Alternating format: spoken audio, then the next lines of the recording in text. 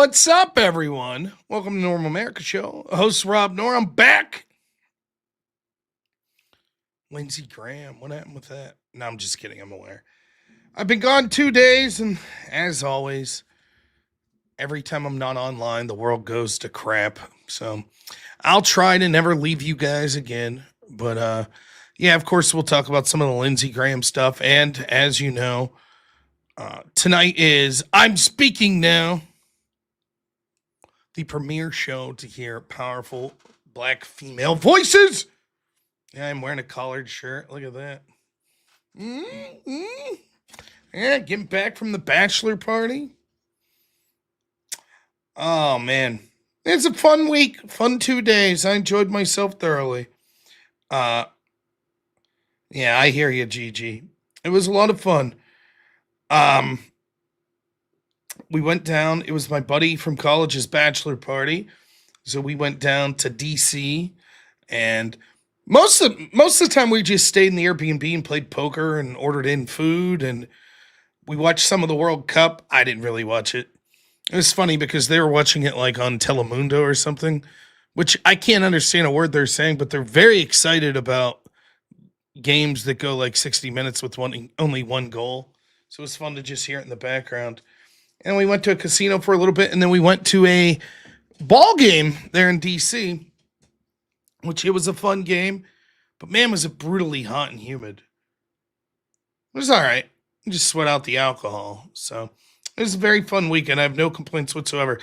Of course, I was hanging around with a bunch of people that are like coders and engineers and stuff. So I kept just trying to like insert language. I'd be like, yeah, C++, am I right? Python, huh? Yeah, binary, You guys know. You know what I'm saying. I think I successfully fooled them. I think they were like, this guy knows what's up. He knows what's up. All you had to do is like talk about your computer parts, and you would have sounded super smart. Yeah, You, yeah, you just take a list of your like parts, and like, yeah, RAM. yeah. So I was just throwing out random stuff. Um, but yeah, it was fun. It's nice to see, and it's one of these things where it's like I only knew like the groom and then one other guy, and I think there was a total of 14 of us, but it all worked out very well. Everyone was very nice to me. The one dude whose name was also Rob, I feel was the MVP. This dude was waking up at 6 a.m. like making scrapple, making breakfast sandwiches for everyone. It's like you wake up in the morning, you like, go in, brush your teeth, come out, and this dude's like, hey, what do you want in your breakfast bagel? I was like, man, it was very cool. But I have a bunch of. Now, I'm assuming most of these guys would have hated me if they know I'm like conservative, but it didn't come up. And then, of course, this morning we're waking up, and I didn't check my phone basically all weekend. And so I check X for two reasons. One, I wanted to see if there was any big political streams and or issues. And then second, I wanted to see the Conor McGregor fight, what had happened, which I don't know if you guys saw that, but it looks there's like a conspiracy about that. I don't know. I guess it doesn't matter if I spoil this. Like, it looks like in the first minute he blew out his knee or something, like trying to throw a kick. Do I know what happened to Cool Vic? No. Do I know what happened with Brian Shaprio? No. So I'm saying I'm out of the loop. But then as I turned on X this morning, I see Lindsey Graham died. But you know how that is. You see shit like that and you want to check like 3 or 4 sources first, because half these sources, they'll just slightly change the name. I think I saw it on like Breaking 911, but I was like, is this a fake source? I don't know. Shaprio pulled rank on Vic. What? What happened? Someone give me the deets. Oh, it was the whole thing? I missed it? Oh, shit. Cool Vic got kicked from the event because Brian Shaprio demanded he not be there. Was it an in-person event? Or was it just like online? It's still not good.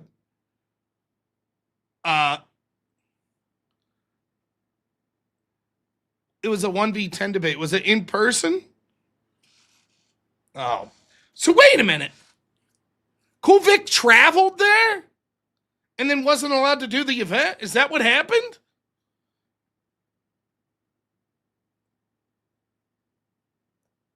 I hope he was compensated. Otherwise, that's really bullshit.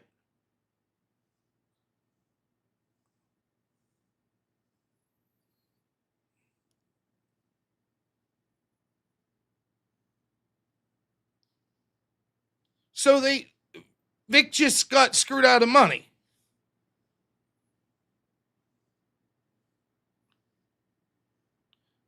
I'll have to see. Oh, they shut him down before he went. Okay, that still sucks, but that's not as bad.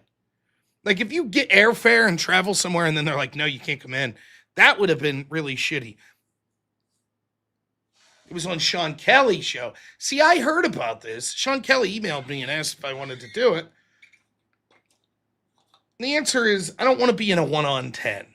I'll be the one. I don't want to be one of the 10, though. And I'm not flying out to Vegas.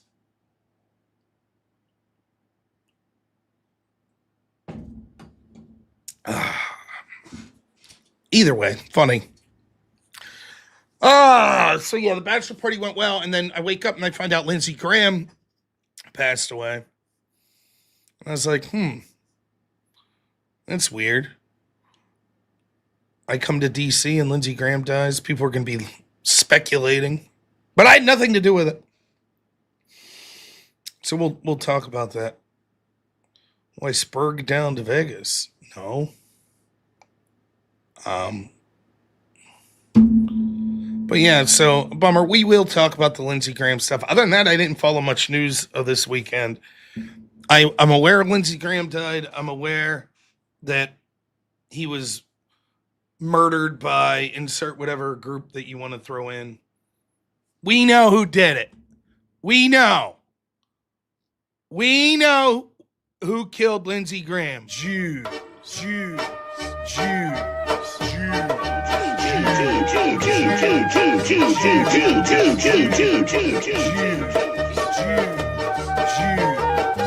Now I'm good. Now I'm speaking the truth. Terrible. They're so busy all the time, aren't they? Now, to be fair, I haven't looked into anything. Oh, Andrew said it was vampires.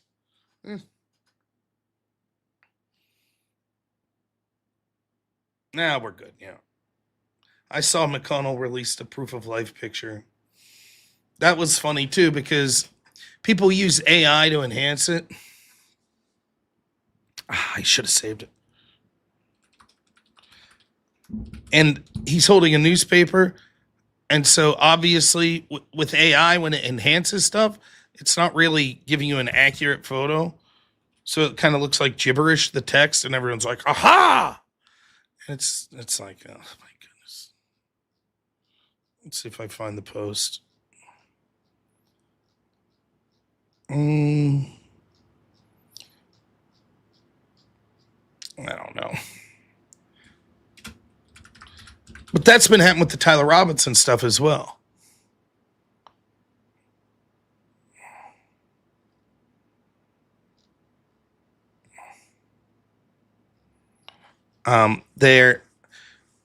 People are using AI to enhance the video or the photo of the person that was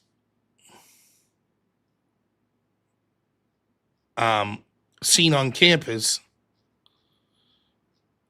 And they keep showing that AI enhanced footage and claiming, oh, Tyler Robinson doesn't look like this. But the problem is, like here. Yeah, that's not the one. I can't find it. Anyways, we're fucking cooked with AI. We're absolutely cooked. Now, I barely understand how it works, but my goodness, people that should know better. The Tyler Robinson thing's especially infuriating because you just see it over and over. Let's see if I can find that. I could probably find that one.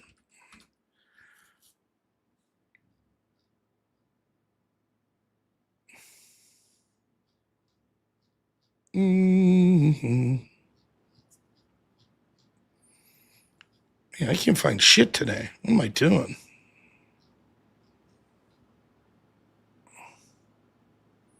This photo here is AI that I'm about to show you.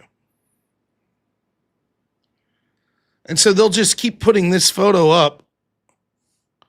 And they're like, that's not Tyler Robinson. This is the guy who did it. But no, that's just, they digitally enhanced. They used AI way back in like September when like the grainy footage first came out. And they were like, maybe this is what he looks like. But it happens that he doesn't look like that. Uh, Ryan's been muted for 10 minutes. Ah, what a schmuck. Anyways, the issue is you see one person put that up and then someone will be like, no, it's that's AI. That's not what he really, you really expect us to believe that this is the, no, that person doesn't exist. That's an AI creation. And you tell people that and they just move on. Doesn't matter. And then you see the same people posting the same shit the next day. Now it'll be the same with Mitch McConnell. Like, someone maybe that knows AI better than me, but explain to me, or can maybe explain this, particularly with text, AI has trouble with it. So like if I took a photo and was like this, right? And then had AI enhance the text, like zoom in and enhance the text, it's going to fuck it all up. I don't know why. It's because it just like guesses the pixels.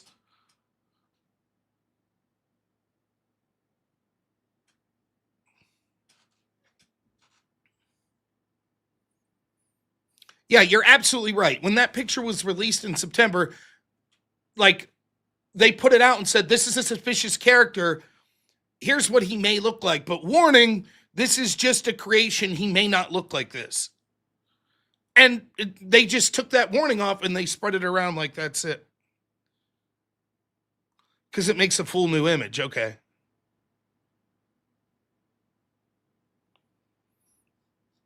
Anyways, the point is, like, we're so screwed. Even my assumption is AI is going to get better. But if the AI we have now can fool people, and there are people that are vested so much in narratives that they're willing to just lie about shit. I mean, what's to stop, hypothetically, what's to stop someone from like creating an AI photo right now of Tyler Robinson, you know, at a ball game or something, supposedly when the murder happened? It couldn't have been him. Look, he was at this ball game. See the time on the scoreboard? It couldn't have been him. And there will be thousands of people that'll be like, I saw it. Couldn't have been him. Or they could Photoshop a picture of Lindsey Graham somewhere today and be like, he didn't die. I knew it. It's just, man, we are absolutely hosed.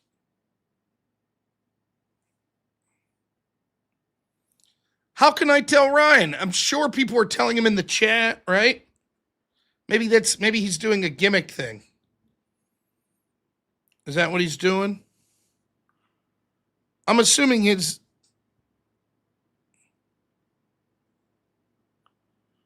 Yeah, all right. He's unmuted now. Happy?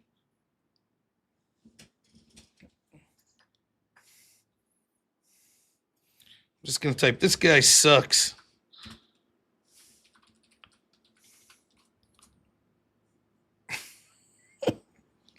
Nonetheless. Ryan's AI, yeah. So, yeah, I don't know. The Mitch McConnell thing, like, I'm assuming it's a staged photo, but that doesn't mean it's AI. I have no reason to believe that McConnell's dead right now. He may be. Why was what AI picture? That literally the story I just explained by Tyler Robinson? There was grainy footage of someone that was a suspect. Law enforcement and others put out the grainy footage and said, we're looking for this person. Here is an AI image of what he may look like. So if you see a guy that looks like this person, please let us know that may be the person. However, it was AI and it explicitly said, it may not look like this person. It's just a guess that we have. That's why it was originally posted, the AI photo. Unless you're talking about the AI photo of Mitch McConnell, and then, I mean, because someone's trying to get to the bottom of something. But yeah, that's what was going on there. You know, Lindsey Graham, let's talk about that first. I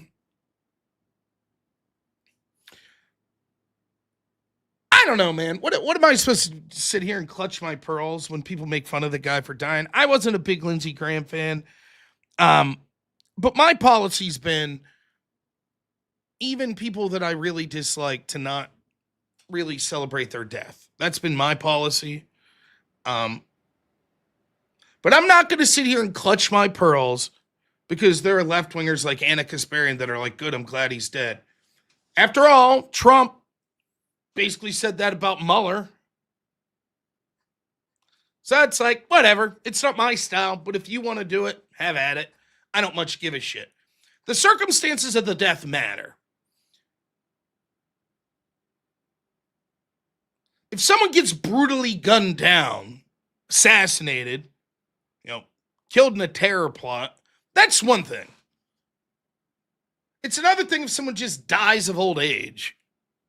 To be like, I didn't fucking like that guy, fuck him. I mean, I'm not gonna, I don't know. It's not my thing. I don't do it. I've tried not to do it. But I don't give a shit that people do anymore. I guess we're beyond that, giving a shit. Mueller dying or Lindsey Graham dying or Ruth Bader Ginsburg dying, that's one thing. Charlie Kirk being assassinated, that's a different thing. Well, he had it coming.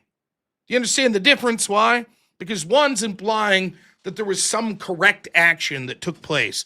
Well, Charlie was a fascist.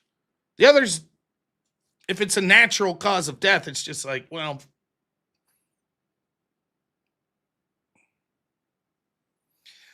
yeah, so I've heard several things. I've heard that maybe he had some problems with alcohol. I heard that he had a flight from Ukraine, and there's a history of like blood clots loosening up and then getting into your lungs, and that could have been the reason.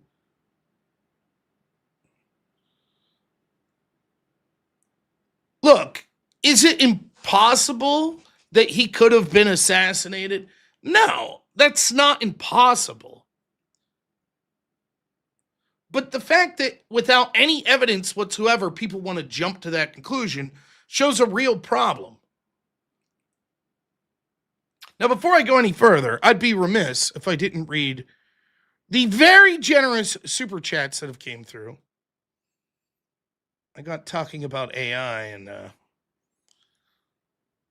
laughing, $20. Thank you, my friend. Says, I can't have a certain group of people. I can't with a certain group of people. First, there's a conspiracy with Charlie Kirk, and now Lindsey Graham's a conspiracy. Yeah. Bat Fricker, $10 says, Rob, they sacrificed Lindsey Graham to keep Mitch alive. They're vampires. And the great Korik, what a legend, says, hey, Rob, nothing to say. Just supporting the show for £100 or euro. Thank you so much. Korik, always a pleasure, man. Thank you. Barry Incorporated, $20 says, yo, what up, Rob? It's been a while since I caught you live. Hope you and your family are doing well. Oh, and I hope your TPUSA gig gets you some more notoriety so you can move up in the sphere. Well, thank you. I appreciate it.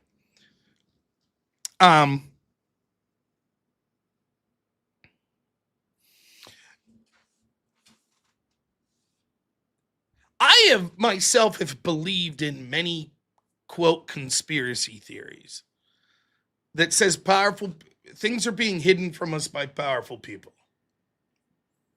I still believe in many of them.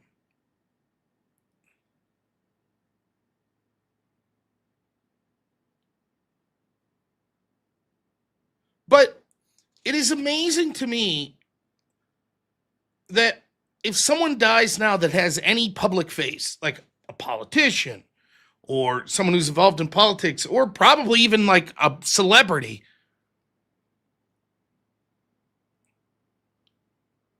that people's first thoughts like, Well, it must have been, we must be being lied to. It must be a conspiracy. It's like weather events.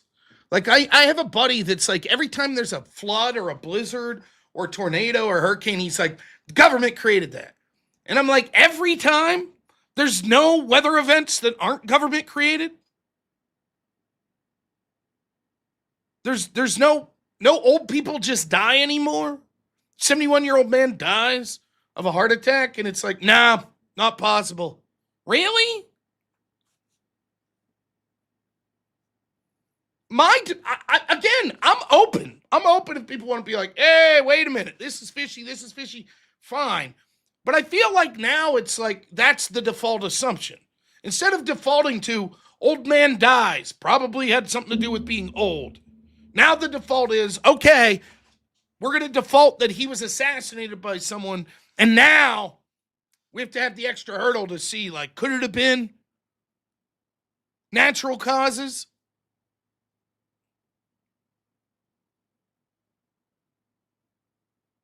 Oh, Korik, thank you so much. $100. Thank you. Says, we have to educate you a bit in the AI stuff, Rob. You're a young man. Thank you. Thanks for saying that. You have to know about this stuff as it's not going away. It is the future. I know. And you're absolutely right. But really appreciate it, Korik. The just this default to, and it's, I don't even know what to say.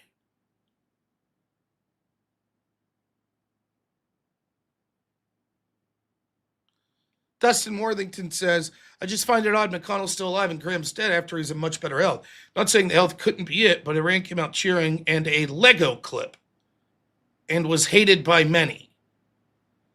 What's the Lego clip? I have not heard of the Lego clip. I think I'm going to regret asking about the Lego clip.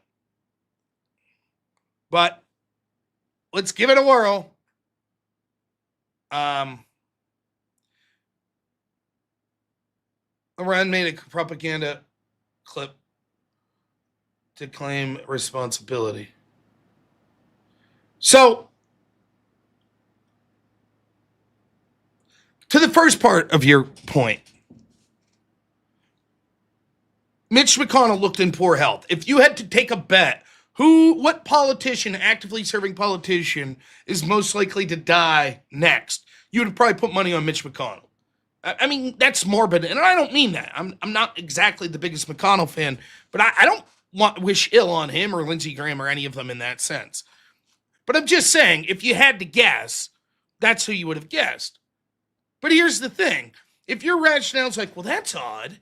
How did another human being die before Mitch McConnell? You see the issue.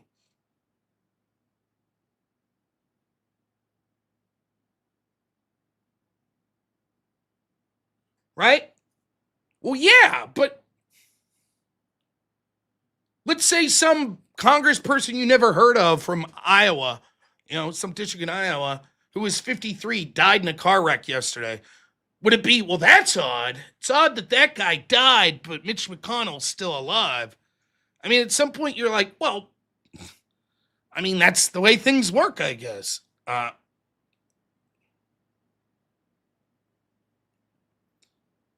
Let's see if I can find this Lego,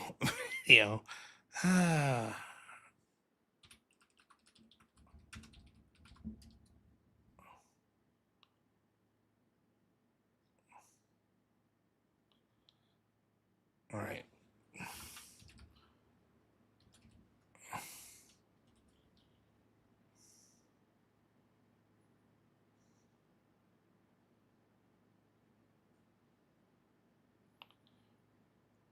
Is this term of service friendly? I mean, it looks like Legos. Anyone who's seen this, is this TOS friendly before I play it? Okay, here we go. I think this is it.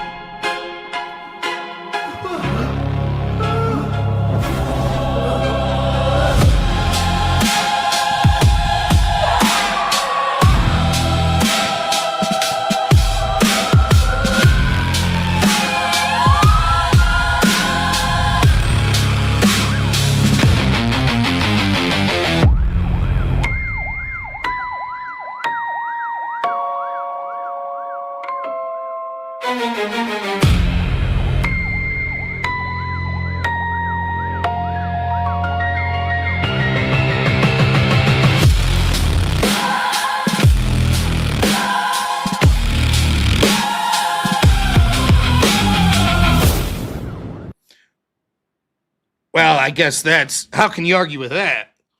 So clearly he was murdered by a Lego Star Wars type character.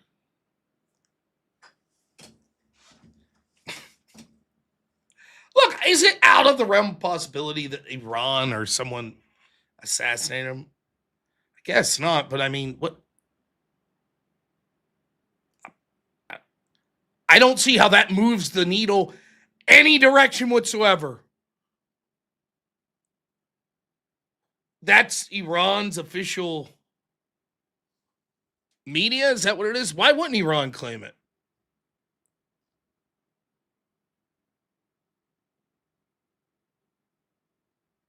Explosive media.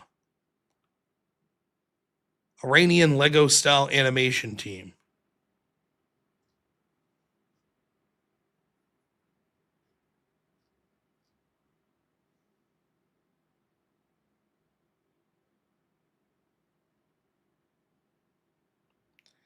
I don't know.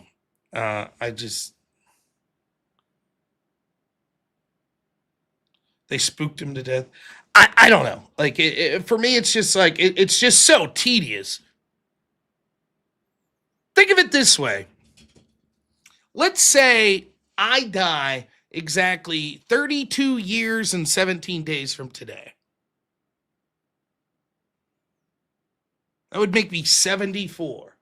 What do you think the chances are that I die exactly that day? Pretty low, right? You'd say, man, can you believe Rob died exactly on whatever day that would be? Of all the days, he could have died a day before, a day after. Odd. Odd that he would die exactly in this day. And the thing that killed him isn't that odd. That it was exactly that thing when it could have been a bunch of other things. For Rob to live, he never died of a car wreck, in his 20s, his 30s, his 40s, his 50s, his 60s. Didn't die in a plane wreck, didn't die of a heart attack. But now all of a sudden he died on this particular day at 74 years old. That's very odd. I'm just saying that's odd. And you know what's crazy? There were other people that were alive and streaming back when Rob was that are still alive. That's just a bit odd.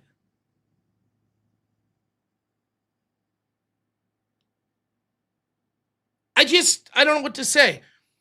Any exact circumstance that leads to someone's death is going to be unique. And you could say, well, what are the chances that it would happen exactly like that?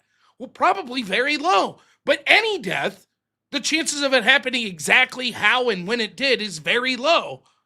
But the chances of you dying are 100%.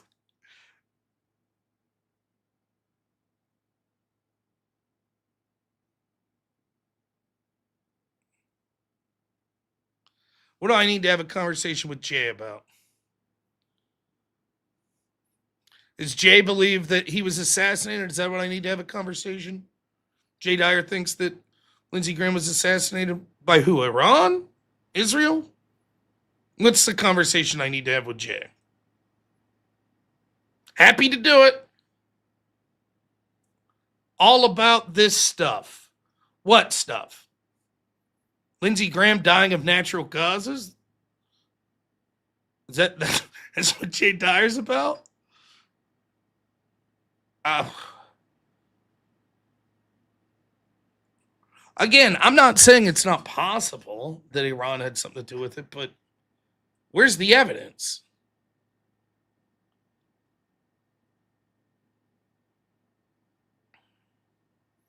I don't know. I just get frustrated. It's going to be everything now. Like, and when you look at the Tyler Robinson shit, like the thing that blows my mind, like I can't even with these people. It's I just don't know how to deal with people anymore. I like so much of the evidence is people like, well, wasn't there a motive? Well, okay, maybe there's a motive. Aha! Like Israel killed Charlie Kirk. When you listen to these people, like, you don't think it's odd that I saw someone posted it today. Allegedly text message of Charlie being like, maybe we're giving too much money to Israel. Oh, well, there's your proof. It's like, okay, if I find a text message from Charlie that gets released, it's like, oh, and by the way, fuck Tom Selleck. Oh, Tom Selleck had a motive. Charlie Kirk was texting he didn't like Tom Selleck's newest movie. I'm just saying. We're just asking questions, but he did it. Tom Selleck did it.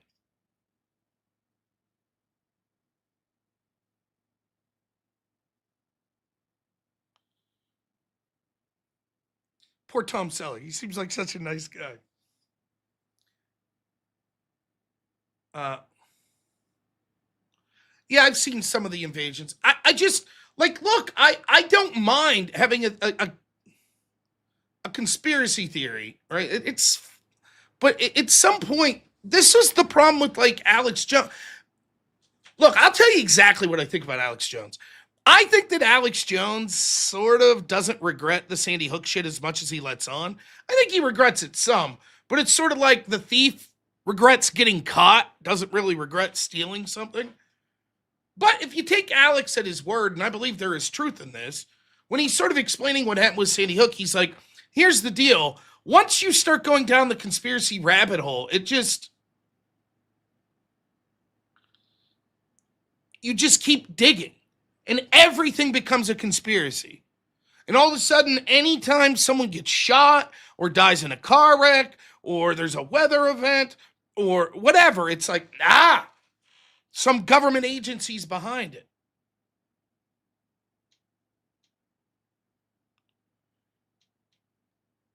And there's no way that that's true of every one of these incidents, even if it's true in some.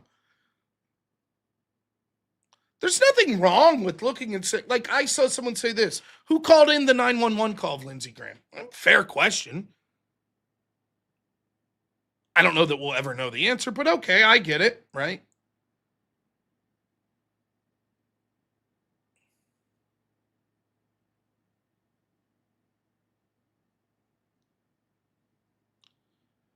His Galo. No, that's the speculation. That's what I saw people saying. I don't know. He's a 71-year-old man in Congress. He probably has help at his house, right?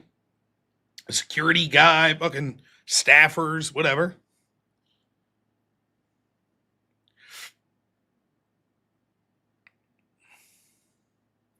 Mitch McConnell took out Lindsey to divert from his health issues. Either way, it's two stalwart establishment Republican figures. You know? I'm assuming McConnell is not long for at least being in the Senate. Hopefully, well, I don't mean it that way. I don't mean he's going to die, but hopefully cooler heads prevail and they get his ass out. Um,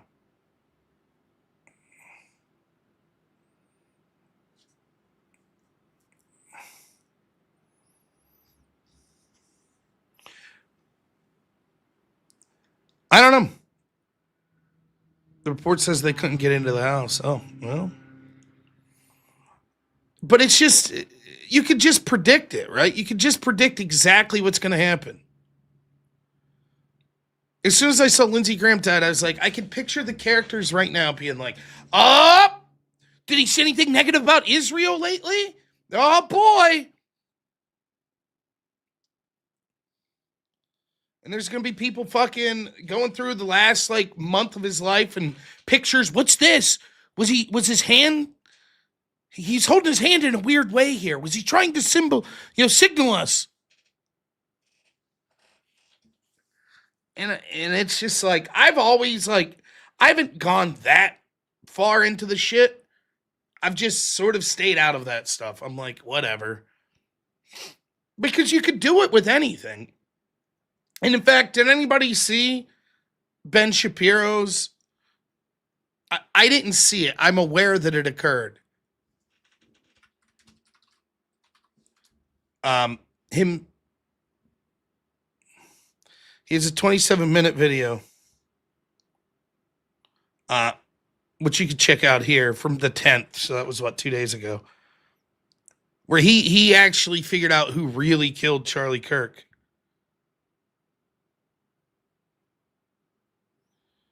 And that's the 27-minute. Here's like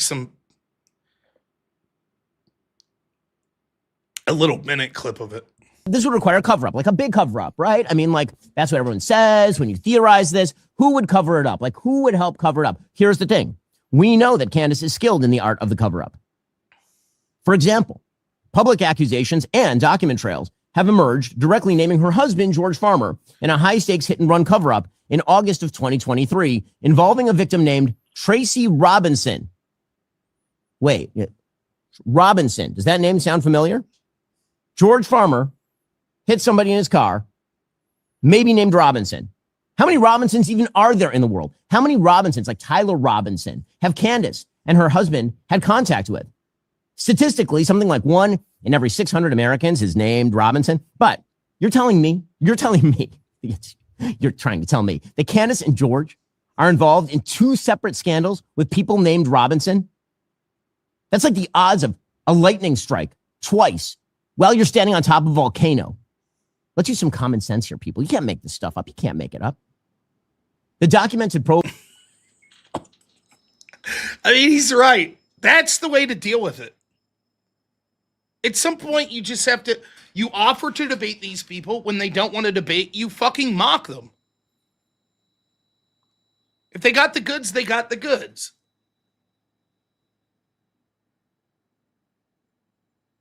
I disagree. I thought it was very good.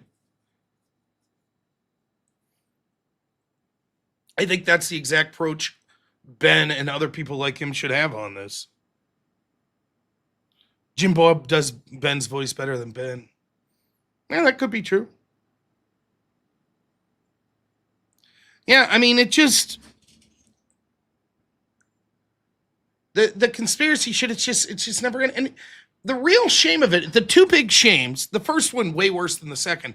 The first one is, once the level of the conspiracy starts to directly name and implicate people that are innocent, it gets fucked up. It's one thing, and it's damaging to be like, Israel did it, Iran did it, North Korea did it, Russia did it, Spain did it, whatever. That's not good if you're just wrong, but at least it's sort of abstract, like, the government of the country did this. When you start being like, Erica Kirk did it, Brad Harpel did it, Andrew Colvett did it. Not only are you naming specific names, and if you're wrong, you're really fucking individuals' lives up, but these are friends and loved ones of the person who was killed.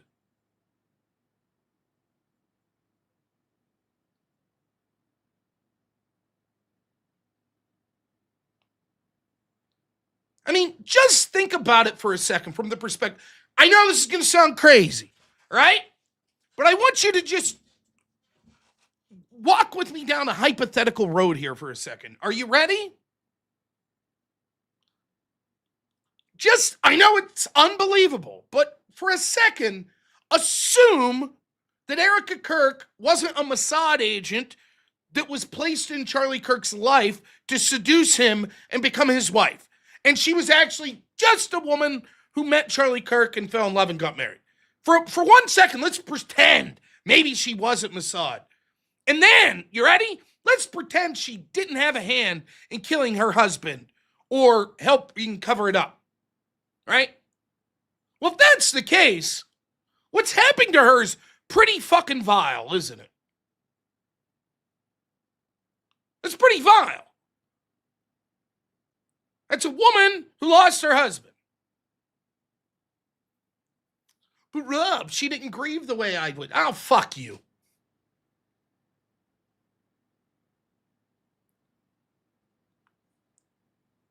I've met Erica Kirk all of 3 seconds. I shook her hand and said, thanks for having me. That's it. I have no impression of her from that moment. The crew at Turning Point was hospitable, but as far as her as an individual. So I have no insight. But I'll give you my impression of what's going on, if you like. I think Charlie Kirk is a young man, probably didn't have any serious conversations like perhaps an older man would have about what to do with his life's work if something unexpected should happen to him. or he had very limited conversations or limited thought about it. My wife will take care of it.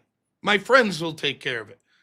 If you're 65 and you have a hardware store, you might say, hey, I want to plan out exactly with who's going to take over the store when I'm gone.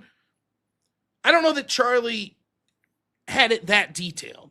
And so I think it was probably just, yeah, my wife and family, friends will take over if something would happen. And then obviously he gets assassinated.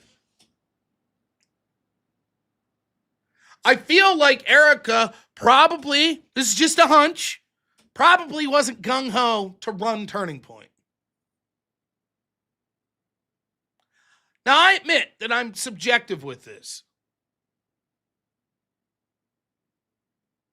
But like, if I died tomorrow, my wife wouldn't want to fucking run this channel.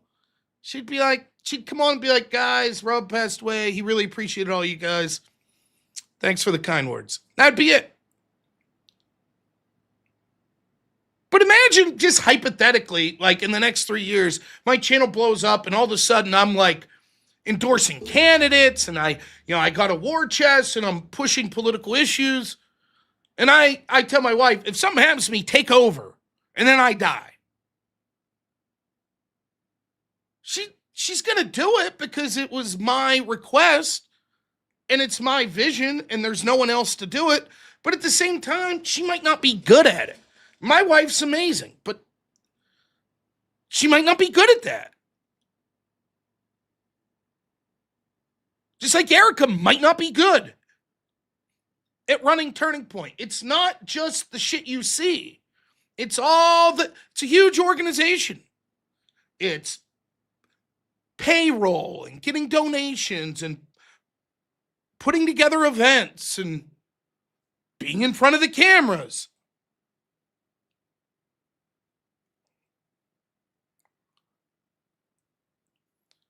So imagine if you're Erica and on one hand, your husband's dead. The father of your children is dead. Assassinated.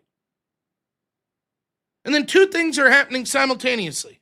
One, things are moving very fast with the organization.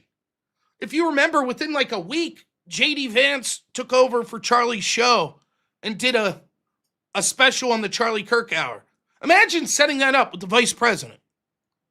Getting everything locked in and all of that. And what are we going to do? We're going to have a memorial. What are we going to do? You're in charge.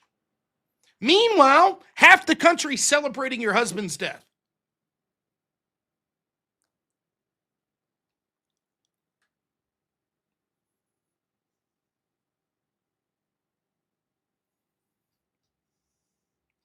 Yeah, I don't think so. What was Trump's school of grifting bringing it upon himself?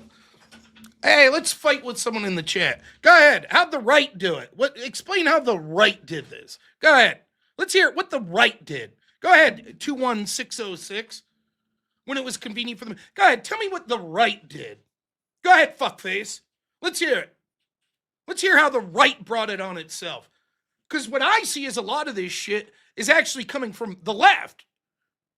That then shitheads in the right are taking. But go ahead, fuckface. Let's hear it.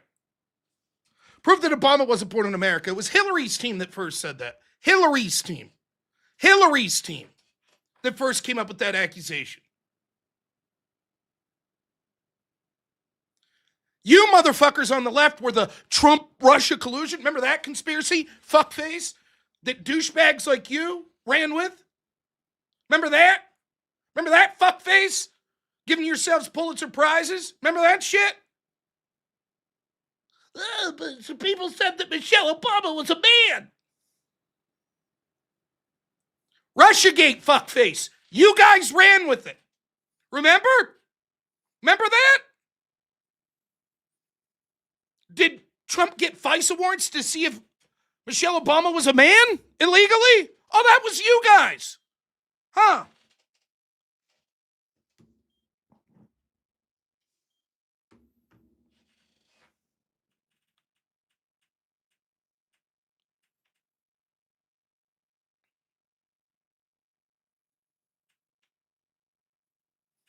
Fucking New York Times and places giving themselves Pulitzers for Russiagate.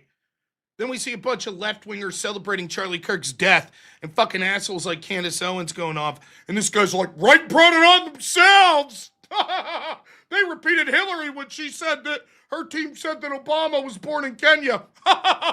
Brought it on yourself. Not like us on the left. We don't do that shit.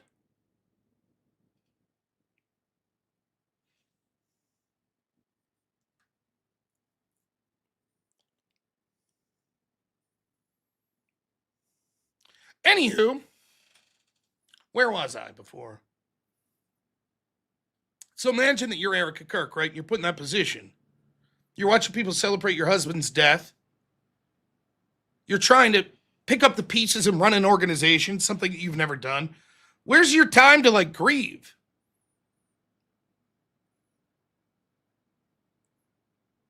Most time a wife would lose a husband, particularly in an act of violence like this. It's not in the public eye like this.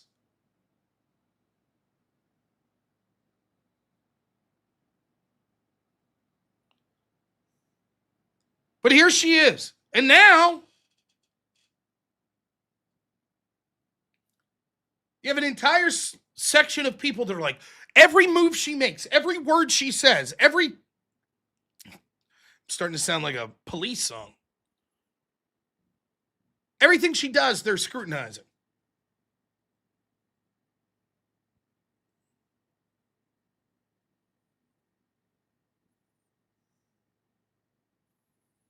Now imagine if you're wrong. Imagine if you're Candace Owens or any of these people that are like, I think Erica's involved, that said anything like that. What if you're wrong?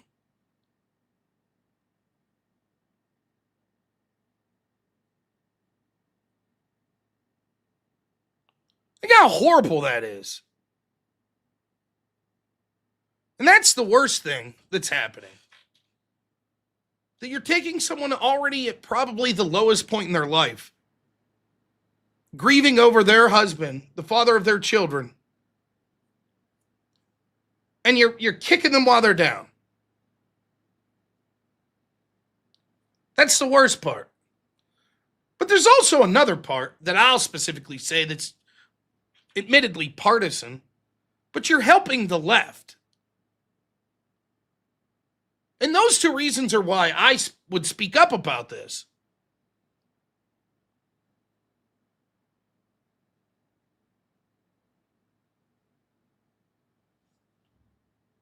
Show me you denouncing the New York Times. Show me you denouncing the Democratic Party at Russiagate. You have 2 minutes. If not, you're banned from the channel forever. Go ahead. Link to your social media where you denounced Russiagate. You didn't support the New York Times. You didn't support any of the Democrats that were pushing Russiagate. Go ahead.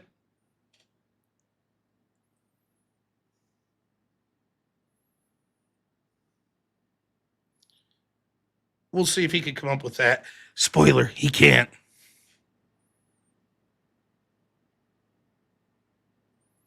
My sweatshirt looks comfortable. I mean, oh, sweet. That's like sweatshirt. It is comfy.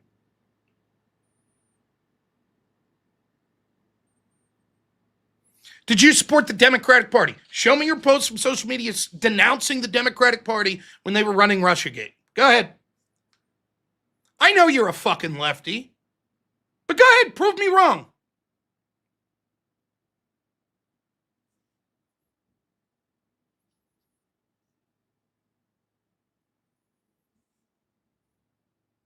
Don't you love the gaslight? Oh, what would make you think that I would support any left-wingers?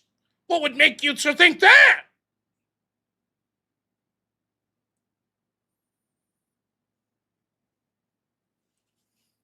Just a lying fucking asshole.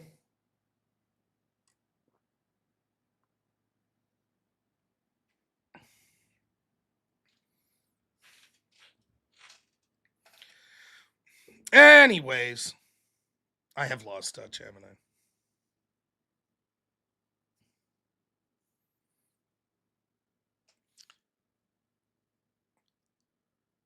So, for those reasons, and now what you can see is, if I stop getting one person sidetracked here.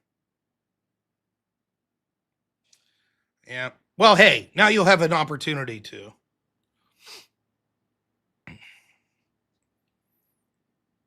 You get all the time in the world now, my friend. But you see now, it's never going to stop now.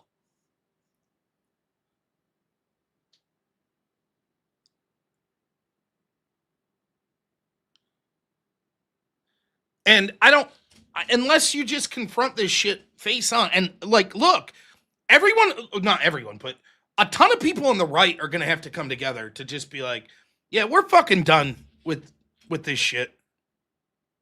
We're done.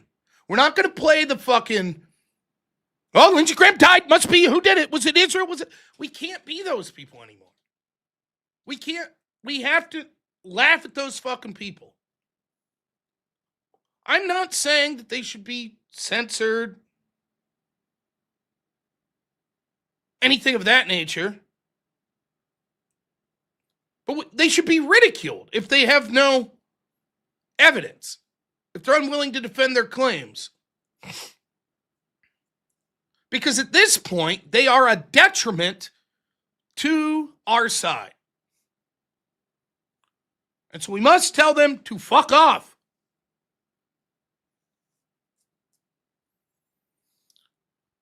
Let me read some super chats. Dartho Moss, $10 says, all right, Rob, pop trivia. What year did the movie AI, Artificial Intelligence, come out? Who directed it? Who starred in it? Also, did you ever watch this piece of garbage? 2005. Robin Williams, I believe, was in it. Directed.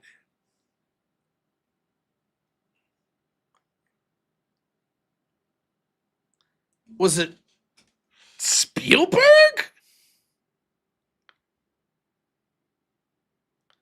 And no, I never saw it, but I'm aware of its existence. I don't think it probably wasn't Spielberg, but I'm pretty sure it was Robin Williams. The year I might be wrong. Oh, okay. Well, 2001, Spielberg, Haley Joel Osment. What's the one where Robin Williams is like a robot? Bicentennial Man. That's the okay. Yeah. Yeah, I screwed that up. But no, I've never seen the AI movie. Lord Lost, $2 says Eric Keenan Owens killed Lindsey Graham. Why not? Allegedly. Old Snipper, $5 says, speaking of trashy media, when do you think Disney started to go downhill? I think for me, there was probably signs that it was going downhill before this, but I thought in the 90s, Disney was pretty good. Like, even if it wasn't movies geared towards me, like with the run of like Beauty and the Beast and The Little Mermaid and The Lion King and Aladdin and Hercules, these sort of hand-drawn cartoons, I think once it started getting into like after, I mean, I don't know what the last movie in that era that I would say was like when it started to go downhill. I don't know, but Joseph Romano, thank you so much for being a member. Hellstorm, $10 says, be sure to give Ryan lots of flack tonight. Muted his mic on accident and read like 10 minutes worth of super chats before Andrew had to actually call him. Good fun, lots of laughs. Fucking Ryan. David Moore, $20 says, Rob's lost touch. Now he's wearing fine silk. Bam! This was, where did I buy this shirt? I don't remember. But I was doing, my buddy's 40th birthday. The theme was 4T, like golf. And so I bought this. And I wore it to coming home from the bachelor party today. Intel Wob, $5 says, any wrong thing you say, Brian Shaprio is potting you down.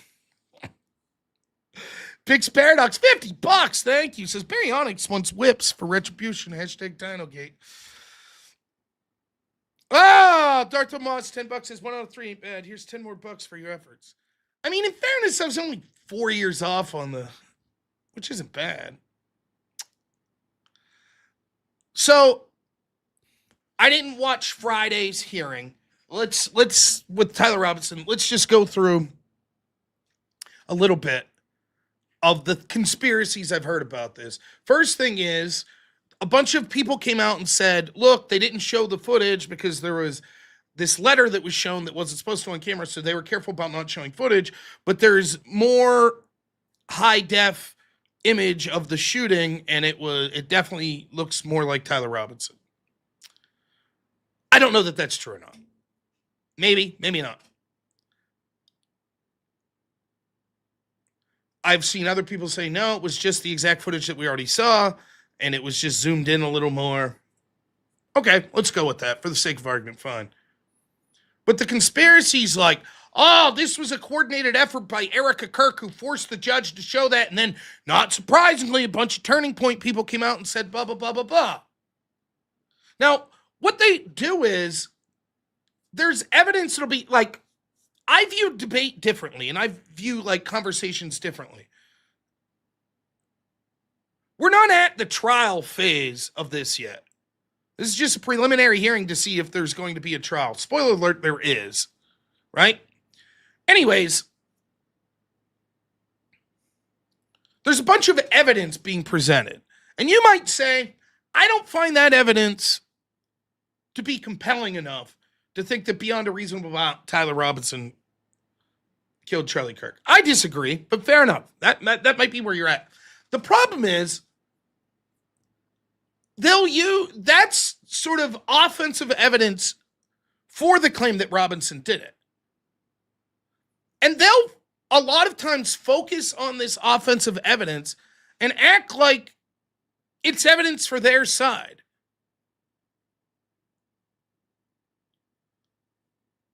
So, for example, with like the messages to Lance Twigg, well, clearly this proves that Lance Twigg's an FBI asset. Huh? How so? What? He may be, but how does this prove that? If anything, that is a defensive claim against this offensive evidence.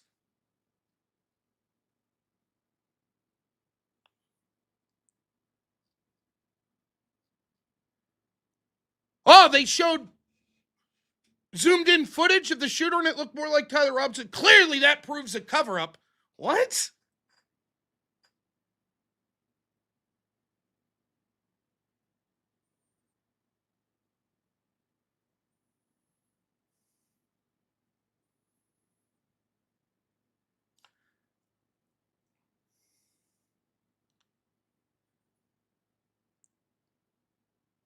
Now listen, I'm fully willing to admit that we have not seen, maybe the defense gets up and they're in a trial. They might have answers to all of this. Maybe they get Lance Twiggs to break. You're right, I manufactured these messages. Maybe that certainly would do a real blow to that evidence, right? That hypothetically could happen. I don't think that's likely to happen, but it could. But based on what you're seeing right now, I don't know how anyone in good faith could come away with the conclusion, absolutely no chance that Tyler Robinson killed Charlie Kirk. And in fact, it's more likely that insert whatever group, Turning Point did it, or Israel did it, or Erica Kirk did it.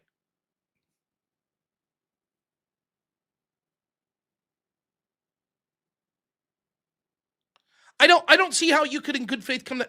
And so when you see people saying like, oh, this evidence, it was damning for the prosecution. To me, that's a telltale sign. Like, dude, you're not interested in the fucking truth. Because a reasonable take on it would be like, look, I still don't think a 30-06 could do that. I think there are significant questions with, some of this footage and some of these alleged confessions. So I'm going to withhold judgment. But yeah, the story they're telling doesn't look good for Tyler Robinson. Okay, I could handle that person. But the person's like, aha, this whole hearing proved it. What are you talking about?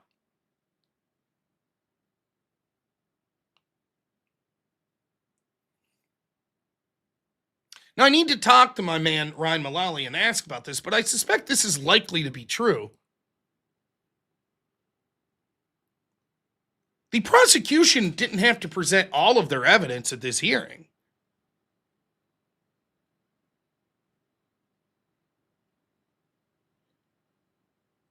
I have an episode of Law & Order with Ryan tomorrow, so we'll talk about this. All the prosecution's doing is outlining the case that this ought to go to trial. Now, there's a discovery phase, and the defense has to eventually get access to the evidence they'll use at the trial. But I don't think that they were obligated to show this particular court all of their evidence. Now, given that, I just want to ask you all a question. I'm not going to shit on you if you're a Candace Owens supporter and you believe that this was all set up. But I've probably chased all those people away.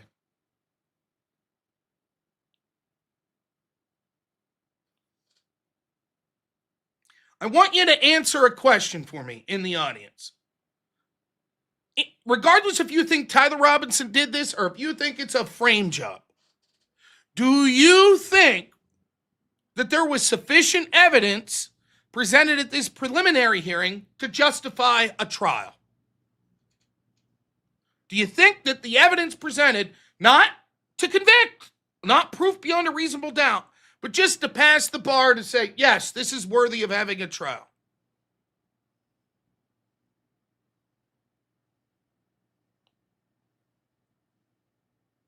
Yeah, I don't think it's even close either. I don't even think it's close. So if that's the case, I don't think the prosecution, if they're pretty sure, like, look, this judge is on board, I don't think they're necessarily going to give away everything. I think the prosecution was doing three things.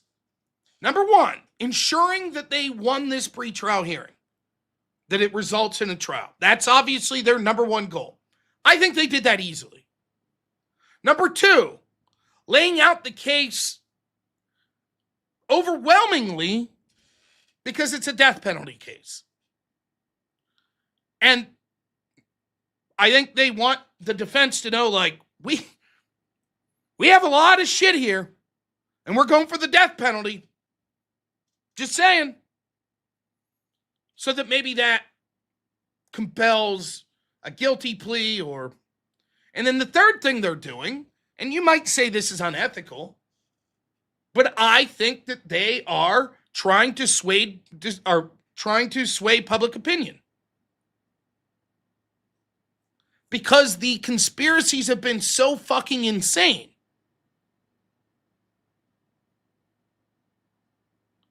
Those are the three things that I think were happening.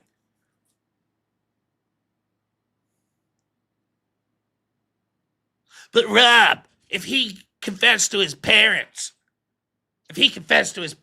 why didn't the prosecution bring them up? Because they didn't have to. Maybe they will at trial.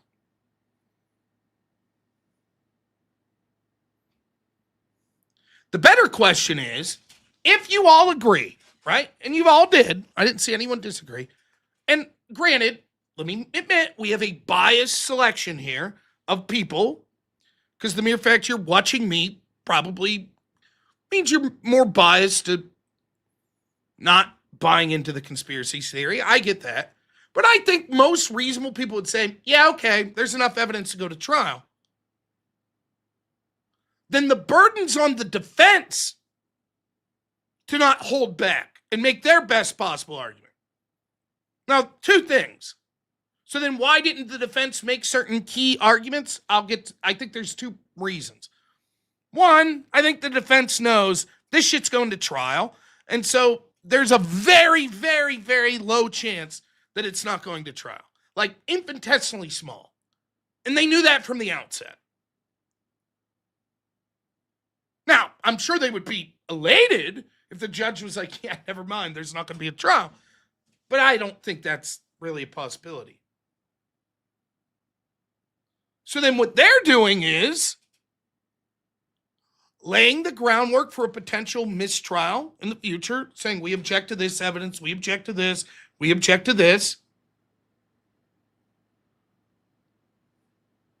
And then getting an understanding of what the state's case is so that they can provide an adequate defense in the trial. That's my opinion of what they were doing.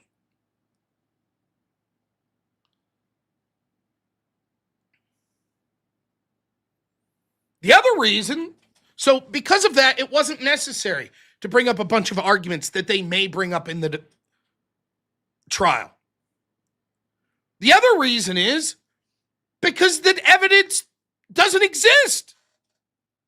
For example, I was the first person in the country I heard say this. The conspiracy theory, part of it was as follows. Documents show that on September 11th, the day after shooting, Tyler Robinson was Mirandized at 6:30 p.m. That would mean that he couldn't have made the Discord messages at 9 o'clock or 8 o'clock, where he supposedly said incriminating things on Discord. He couldn't have done it because he was already in the sheriff's office or in the jail. But I was like, but if that's true, wouldn't Tyler Robinson's parents know? Wouldn't they know? So why would they stay silent? So when the prosecution brings up that law enforcement guy and he's like, Tyler Robinson was like, came into custody with his parents and with a family friend at like 9 something o'clock. Why wouldn't, and by the way, that law enforcement officer said a bunch of other shit, right? It would be incredibly easy to prove this guy's a lying sack of shit involved in a conspiracy. They had the option to be like, we'd like to bring up Tyler Robinson's parents. We would like to look at their cell phone data, proving that they actually turned their son in 4 hours earlier. Why didn't they do that? Now, instead, now that you have the framework of the prosecution's going to win this pre-trial, there's going to be a trial. So they're going to win the hearing. So they don't have to lay all their cards out on the table necessarily. But if the defense wanted to win and they had this argument, why wouldn't they make it? They're the ones that need a Hail Mary. Now, there's all sorts of claims like this that you hear the conspiracy people making. One thing that the defense will do, I'll guarantee it is, and this is the core of the conspiracy theory, the defense is going to bring ballistic experts up that say it is not likely for a 30-06 to be able to do this. Of course, the prosecution is going to bring up ballistics experts to say, of course it is. But the defense will do that. And that's, we all agree with that, right? Like that's, but a lot of this shit, though, that you hear the conspiracy theory, oh, well, they're going to do this, they're going to do this, they're going to do this. Then why didn't they?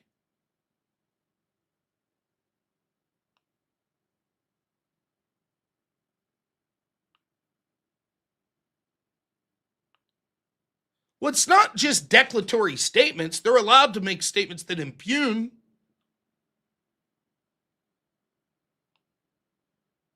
the testimony that they're hearing.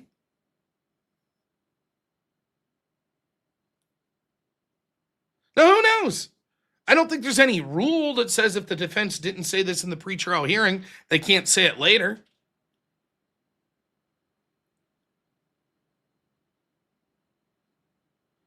But a lot of like what we hear is like, so here were some of the conspiracies I was seeing today. Did you know that supposedly Tyler Robinson ate lunch at this place, which was like 2.5 hours away from where the gun was supposedly stored, but he was texting that the gun was stored at a place that wouldn't have been physically possible for him to be there. And the server specifically remembered Tyler Robinson, and he paid with the card, and they know it.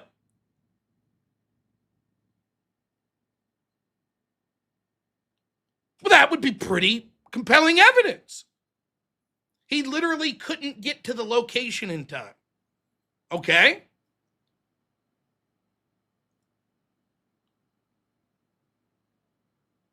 But the truth is, that's probably bullshit. And it could be bullshit in a litany of ways. The people could be mistaken that it was Tyler Robinson. The people could be fucking liars and grifters trying to get attention, saying they served Tyler Robinson. They could be mistaken about the distance and the timing. Maybe Tyler Robinson did eat lunch at this place, but he had plenty of time to get to the location. Or maybe Tyler Robinson was lying where he said where he was in his text messages with Lance Twig. But it doesn't prove that he didn't do this.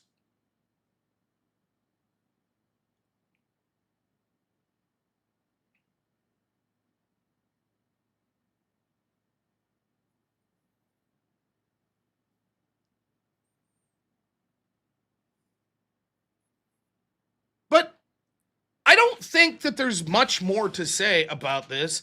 A couple other things. I am reading that they're pissed off because the trial could be as far as 6 months away. Did anybody read any more on that? I was gone all weekend. I wasn't really, but I believe that's the case, right?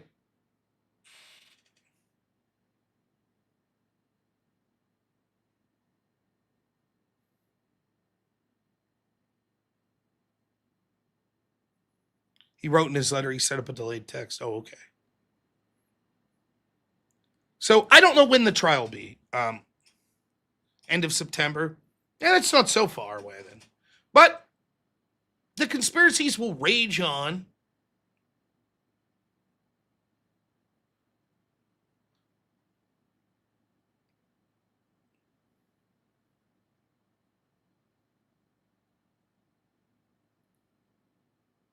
So we'll see.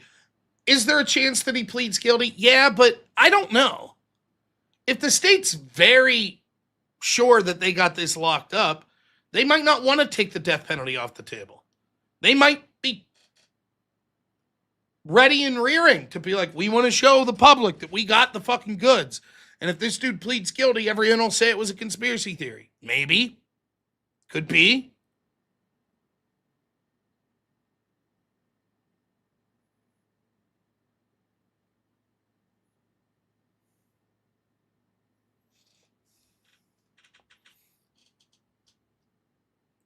But I don't know. I'll make two predictions here.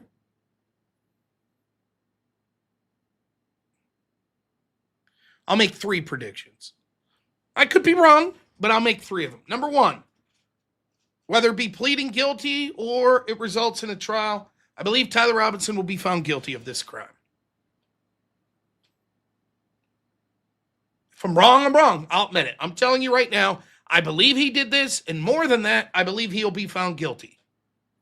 Either he pleads guilty or he is found guilty by a jury. That's number one. Number two, the conspiracy theorist, if he is found guilty, will immediately say his defense is part of the conspiracy. So they'll say his attorneys are working with the people that set him up. Guarantee it. Mark it.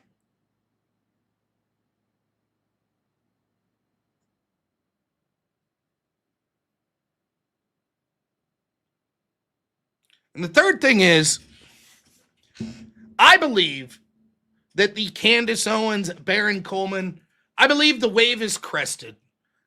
And their future with this is going down. It's not over yet. They'll never bottom out where they get no support. But I think that people are starting to realize how fucking crazy it is. That there's no amount of evidence that will ever change these people's narrative. And it's just down a fucking rabbit hole that you'll never be able to get out of. And I think you're seeing more normie people coming out. I think you're seeing more people from Turning Point, which they should be coming out calling this shit out. I think you're seeing more normie people like the Ben Shapiro types of the world and others coming out like this is fucking crazy. And I think you're seeing even people that traditionally would be more you would think something. I saw Sean Strickland came out and was like, yeah, this is fucking insane. Nick Fuentes is like, this is fucking insane.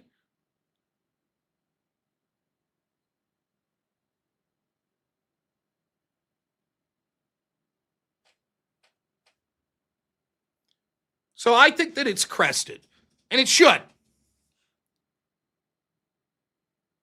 And it should not be forgotten when these people want to then pick up and start some new conspiracy 8 months down the road.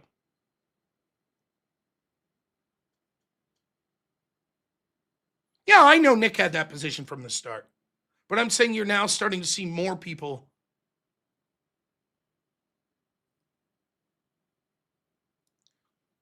So that's what I think is going to happen. I think it's already starting to happen.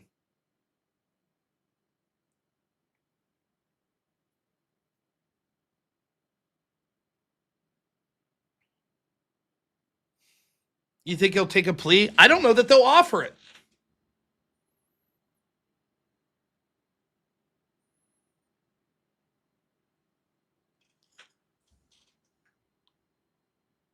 And look, if you are a person, let me speak to a crowd that I'm not part of. But if you're a person that heavily blames Israel for a lot of shit, this is not good for you. It is not good if you're like, I think Israel has way too much influence to have fucking lunatics out there saying, oh, they killed Charlie. Oh.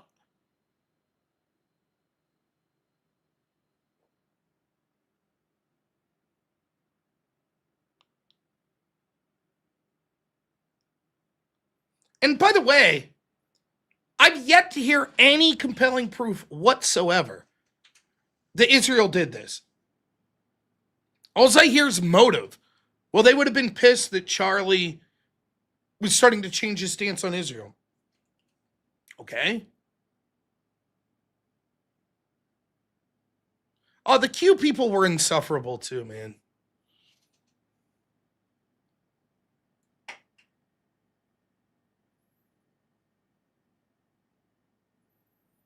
Retaliation for Epstein. But look, we got the Lindsey Graham passing away, so we got that conspiracy to get into tomorrow. But I hope the news cycle moves on. I do. I'm going to try to talk about different shit tomorrow. I will say this. James from Modern Day Debate reached out to me. As you know, I'll be at DebateCon. He wanted to know if I would be willing to debate any of the conspiracy people on this. I said yes. So James has been reaching out to some of these people and seeing if they would debate me on Modern Day Debate. And I said, sure, I'll debate them.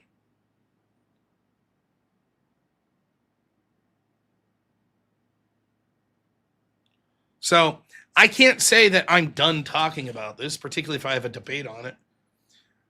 But you do have to keep up on all the, what's the picture of the car. It has single exhaust on both sides, but reality, his car has double exhaust on both sides.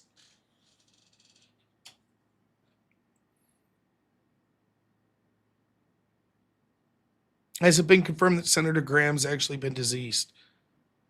In what way? I mean, there's an autopsy, but if you say, I think that that's all fake, I haven't personally seen his body, but it's, I mean, they have an autopsy, so yeah.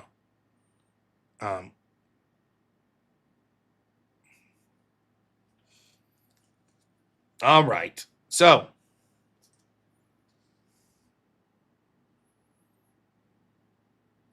yeah, Tardy play. Right. Oh, did he debate one on Jake's show? Yeah, I know. It's crazy, right? It is. Young people just die sometimes too. It's horrible. So, if anyone wants to debate me on it, I'm happy to take the debate. I know that there will be individual things of the conspiracy that I haven't heard of. All you do is sit through and say, okay, let's go. Maybe we'll talk about Mormon bee cults or fucking this, that, or the other. I don't know. But I'm happy to do it. And Maybe if people don't want to debate Smokey Man because they think that he's too mean, I'll be happy to debate them. We'll see how it goes for them. I saw that like Brian Atlas offered Candace Owens $80,000 to debate Andrew, and Andrew said he would match it. That's $160,000. But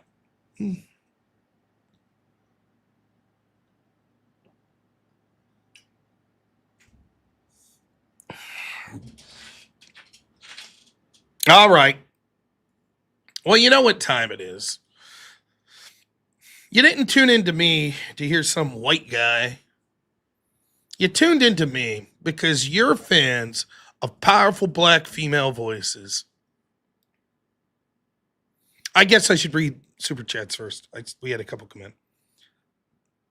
Sapolaba, $10. Thanks, man. Since Robinson could give up names of the people he made aware of his plans and receive a plea deal for lesser sentencing, the conspirafarts, new term, feel free to use, would claim he is working with the feds. Yeah, there's no ending to it. But you're right. High Plains Grifter, $10. Thanks. Says a lot of conspiracy theories seem to think they are paid. I can never pronounce his name. And Hercule Poirot. I love it. I love the character. He's fantastic. When in actual fact, they're Clouseau. That is absolutely true. One of my favorite literary characters, and I can never pronounce it right. And then Old Snipper, $2, says, what do you agree, disagree with Fuentes on? Muslims suck. The left sucks.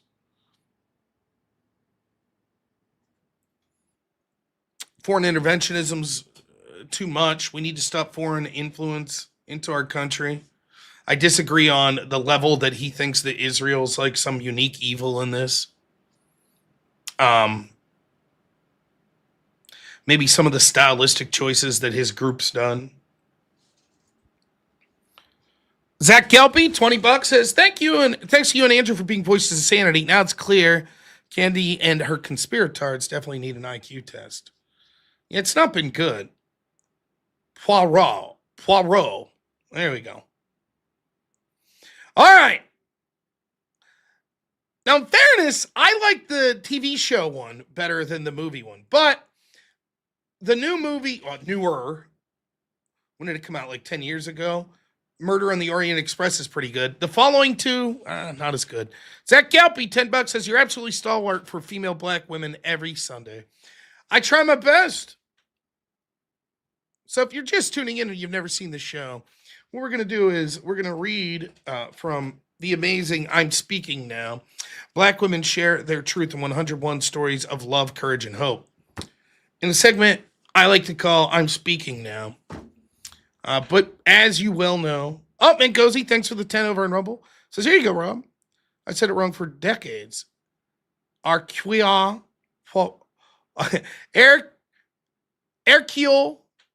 Poirot. There we go. Nailed it. Anyways, first we have to get through our theme song, which is amazing. Everyone, it's time once more every Sunday for I'm Speaking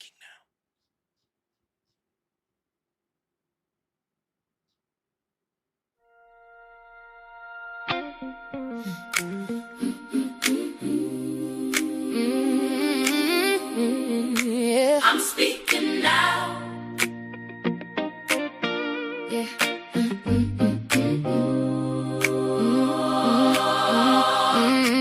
I'm speaking now.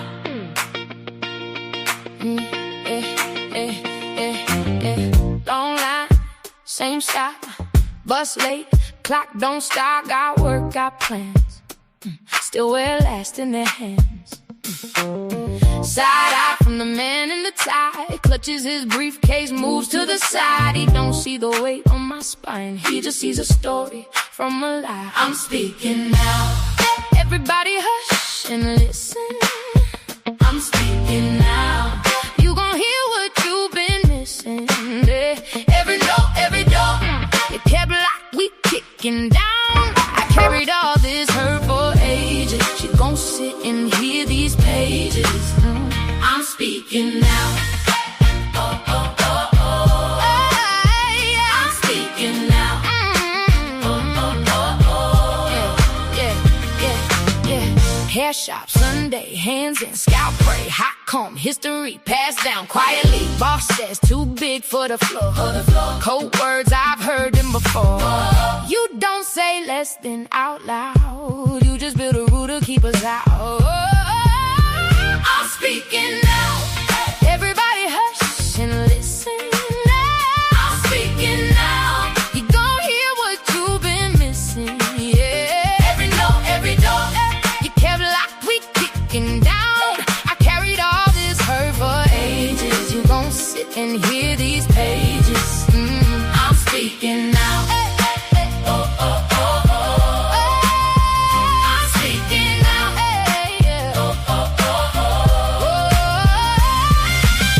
You drew lines in red on our blocks, turned our schools into afterthoughts. Underpay us, then say try harder. Blame the seed while you poison water.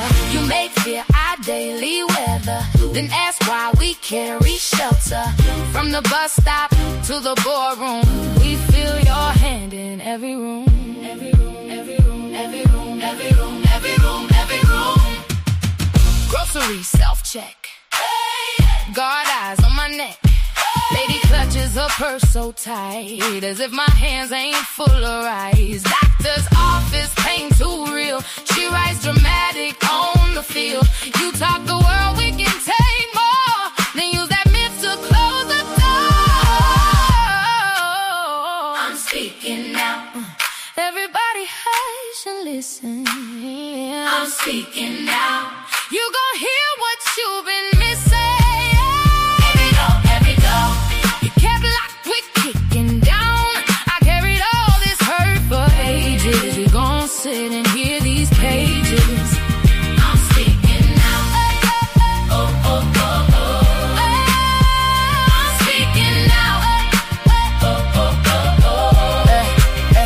Pass the mic, pass the mic, pass the mic, pass the mic, pass the mic. One by one, we're calling out different names. Same fight, we still heal, we still pray. Lean in, hear how truth sounds. Turn it up, don't turn us down. I'm speaking now. I'm speaking now.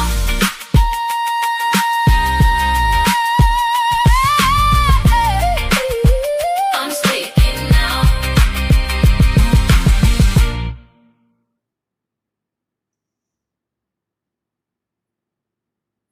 Oh my goodness, what a beautiful song. That's right, everyone. Welcome to another episode of I'm Speaking Now, the premier show for powerful black female voices. Now, as we know here in the United States, this scummy, systemic, racist country that we live in, the best way here in the States that you can support powerful black female voices is by sending money to me, a white man, so that I can bring those voices to you. So make sure you get your super chats in. I'm not so sure about today's selection.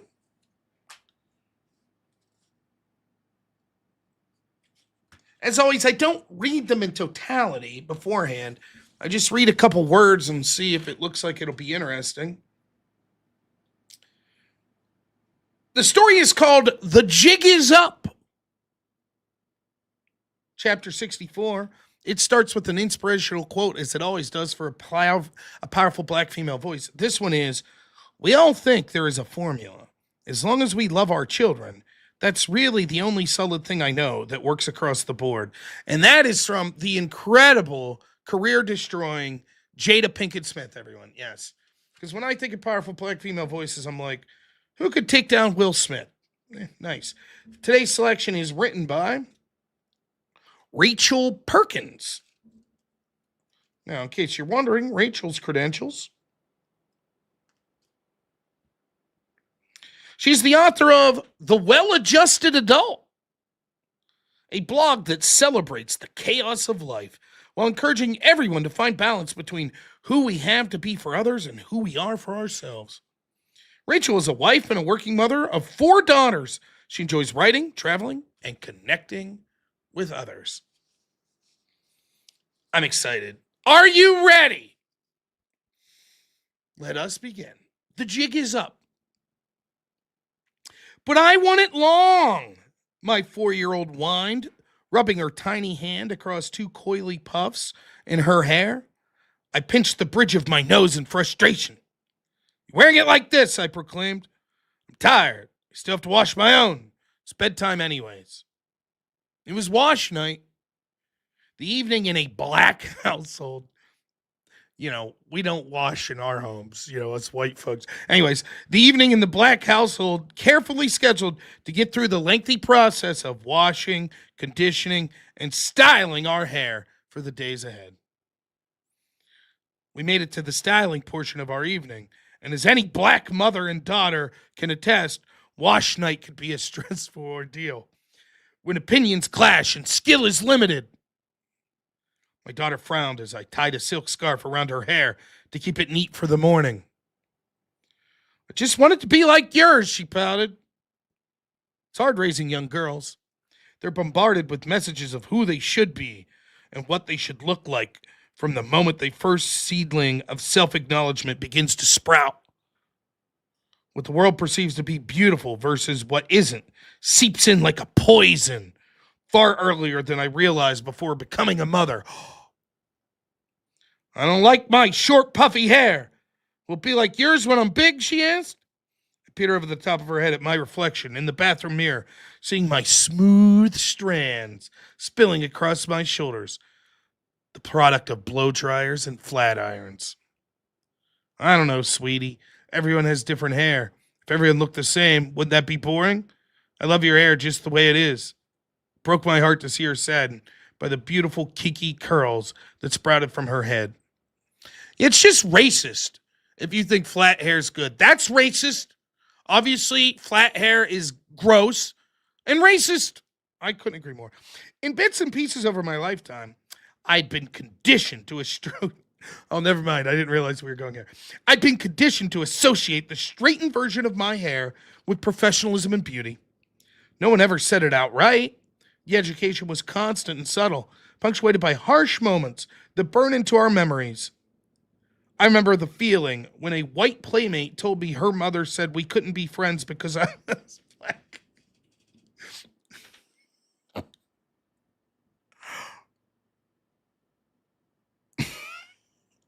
We've all had that, right? Yes, I remember when my Japanese playmate told me, "I can't hang out with you because you're white."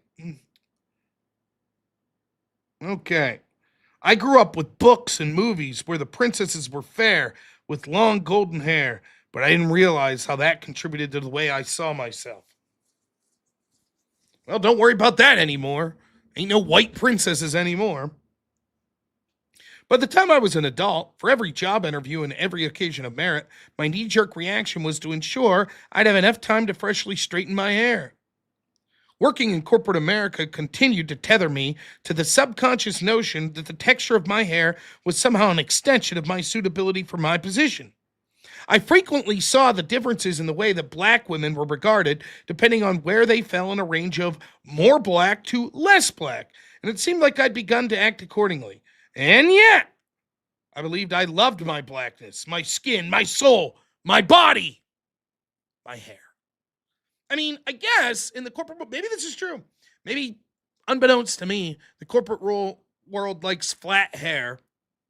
But I do know this. They like black people. So I guess as a black woman, you don't have to change your skin, just your hair. As a white man, I'd have to chop off my dick and pretend to be a black transsexual. So I think the hair flattening's okay in the grand scheme of things. I thought I loved all the pieces of me, but I found myself so actively participating in the narrative that my blackness needed to be altered to be acceptable. How could I teach my daughter to love herself and every characteristic of who she was when I was not exhibiting that to her in my own actions? I wanted her to embrace her short, kinky mane. Hey now. I'd hoped she'd be proud of her deep brown skin. I wanted her to appreciate the full lips and every black feature she possesses as part of loving herself completely. After putting her to bed, I stepped into the shower with the image of her downtrodden face flashing through my mind. The realization had dawned on me that straightening my own hair to feel like I belonged when I walked into the office wasn't doing my daughter any favors. I let the water run over my hair. The mass thickened. I don't know why I find that funny. The mass thickened. Okay. The strands twisted and coiled. Is this a fucking Lovecraft movie? I recalled a corporate team building event I'd opted out of merely because I didn't want my work team to see my wet, kinky hair after a planned rafting activity at Harper's Ferry. I felt ashamed of the way I'd been complicit in continuing the devaluation of black women by acting as if the texture of my hair was an ugly mark to be hidden away from the delicate sensibilities of my white counterpoints.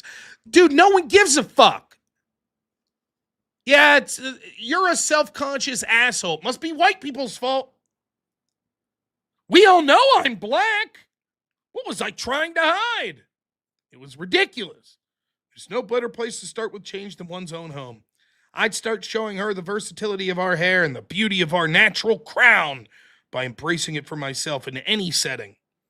I can only expect her to know how to love herself if I showed her how it's done. I woke the next morning excited. I fluffed my natural, tightly coiled mane into neat order before heading to wake my little muse. Her eyes fluttered open as recognition of the new day sunk in, and she regarded me curiously. Now we're just like each other, I declared, and kissed her small nose. She smiled at me and patted my hair. Moments later, as my own mother arrived to spend the day with her granddaughter, she took in the state of my hair. Aren't you going to work today? I am, I answered lightly. She looked puzzled. With hair like that? I smiled. The jig is up, Mom. They know I'm black. Amazing. Ladies and gentlemen, can you even imagine it? Why do we even accept flat hair? Everybody knows that straight flat hair, racist. Racist. That's it. You know it. It's racist.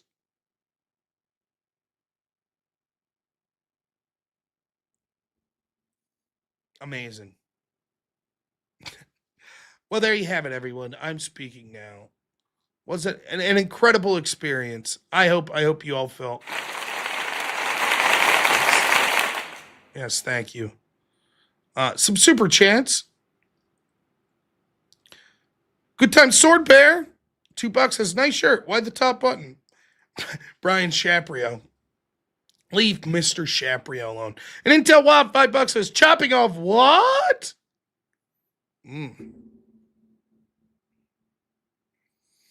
My goodness.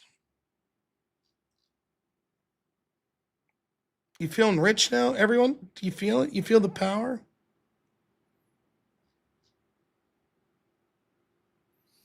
Where's the You know what?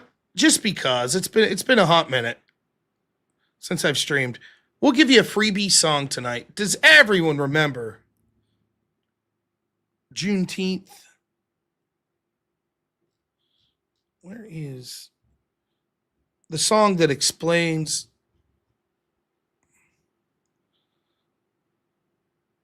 I know I have it here. Just give me a minute.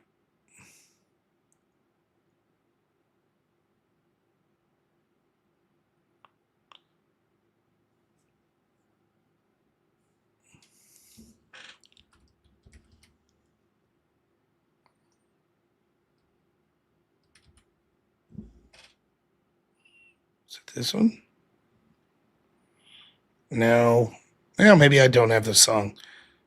It exists. I just don't know what I called it. I gotta rename it. Anyways, that's gonna be the show for tonight. I did just get back. Yeah, the Pale Cabal song's a banger. So we'll do some whip song shit. I would have stuck it out a little longer. But I did just get back. I gotta unpack my clothes and stuff like that. Tomorrow I got a shitload of shows for you. 5:30 to 6:30, should be doing the extravaganza. 8 p.m. I'll be doing Law and Order. 10 p.m. I'll doing transition right into my regular show.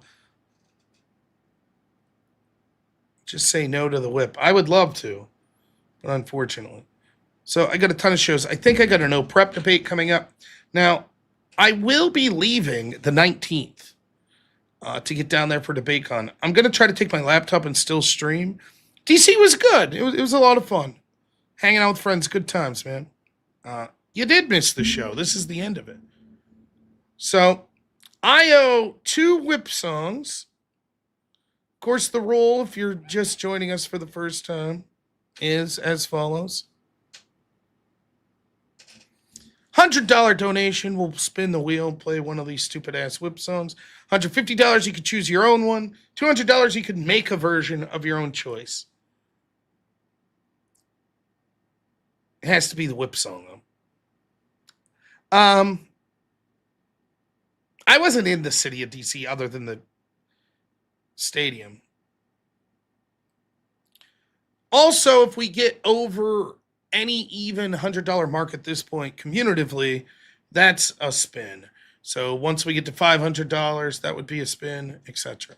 So if someone donates $55, that'll be a whip song because we'll cross 500. If someone donates 100, that'll be 2. One for the $100 donation, one for passing 500. All right. Let me do this stupid wheel. I can't tell you how nice it was to not follow politics for a couple days, but it was even nicer to not have to hear a stupid ass whip song. Carmela Ella, thanks so much. $10 says, my professor wanted a story about racism. I didn't have one. My 90-year-old grandfather, black American, very dark, bought land, homes, cars during Jim Crow and Civil Rights era. Whoops. Yeah, it's a terrible thing. I've known black people in the debate sphere where it was the same thing. Tell us about the racism you experienced. And many of them are like, the most racism is from black people saying that they're not black enough. So I totally get it. It's fucking crazy. All right. Maniacal Japanese. Here we go.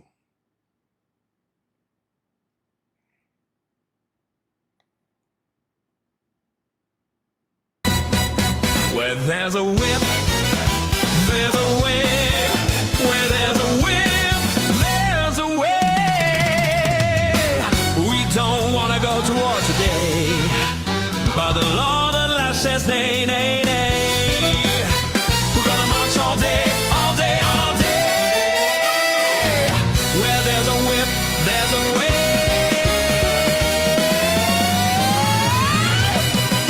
Where there's a whip, there's a way. Where there's a whip, there's a way. Where there's a whip, there's a way. Left, right, left, right, left. There's a way. Left, left, right, left, right. A crack on the back says we're gonna fight. We're gonna march all day and night and more. For we are the slaves of the dark Lord's war.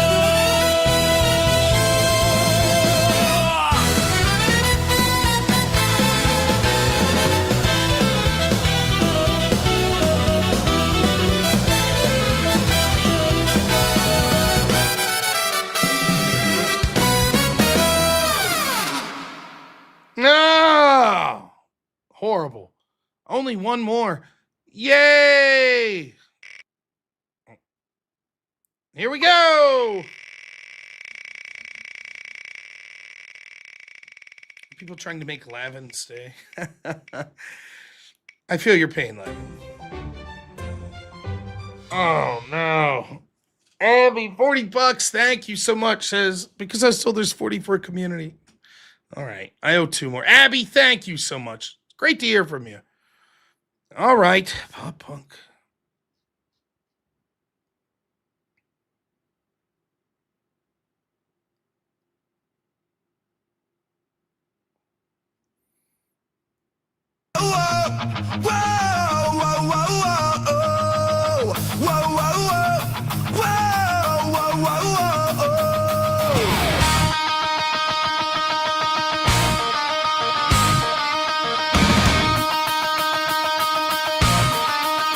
Where there's a whip, there's a way.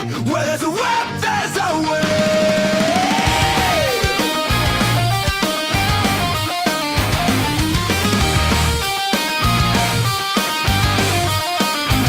We don't want to go to war today, but the Lord of the Last says nay, nay, nay, nay. We're gonna march all day, all day, all day. Where there's a whip, there's a way. Where there's a whip, there's a way. Where there's a whip, there's a way. Where there's a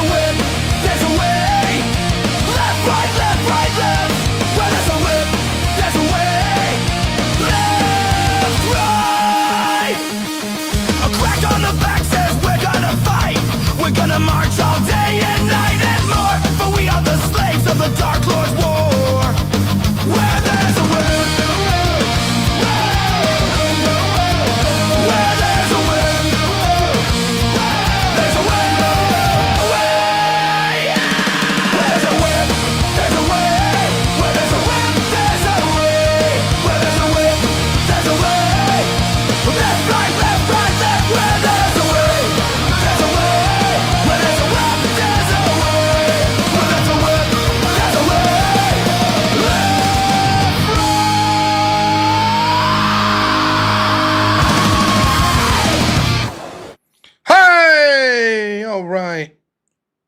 One more.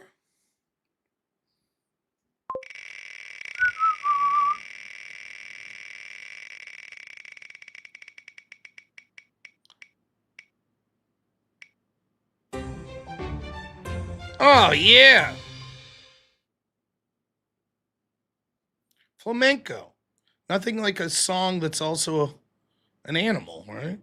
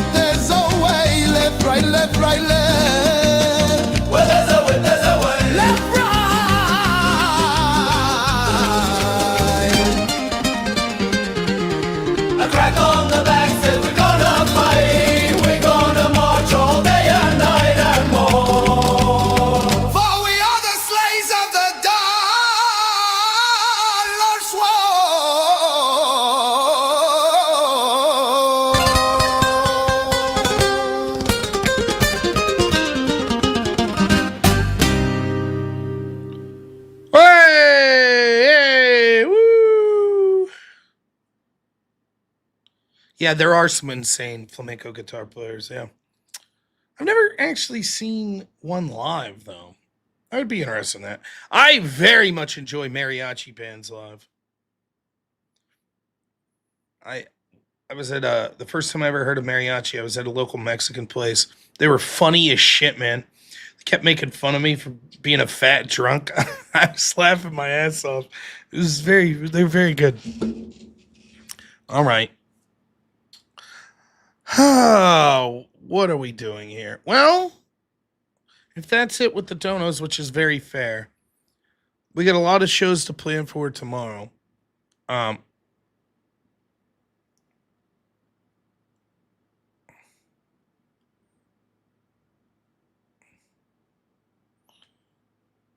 let's see.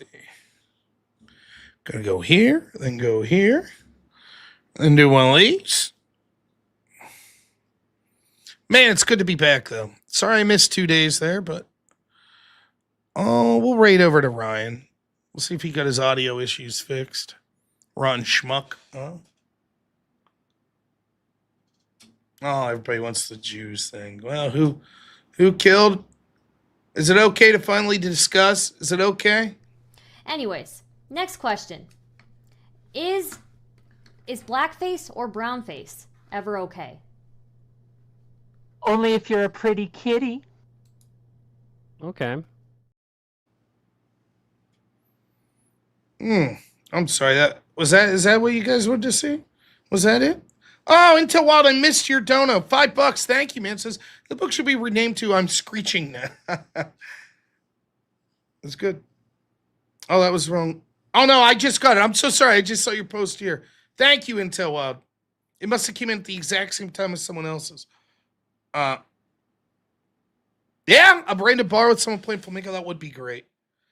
It's not my fault that I played the wrong video.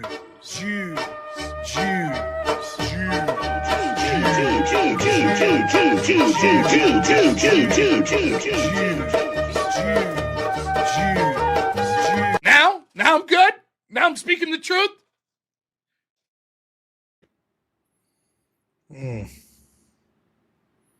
We good? Everybody good? All right, 5:30 tomorrow. Crucible's Rumble channel. I'll be there. And then 8 o'clock, Law and Order, right here. And I'll be streaming till at least midnight. So it'll be a long night of streaming. I'm looking forward to it. So, all right, we're raiding over to. Thank you to everyone Thank you to my editor, Black Elk, Mavris, and all of my moderators. Thank you to everyone who donated tonight. Thank you to everyone who liked. 5:30 my time. My time's the only time it matters. Eastern.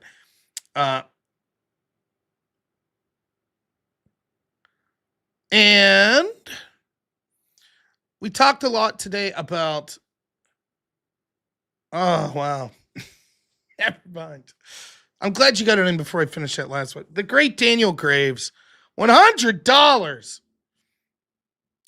Says not so fast. Daniel, man, crushing it. All right, that's two more. Thank you, Daniel.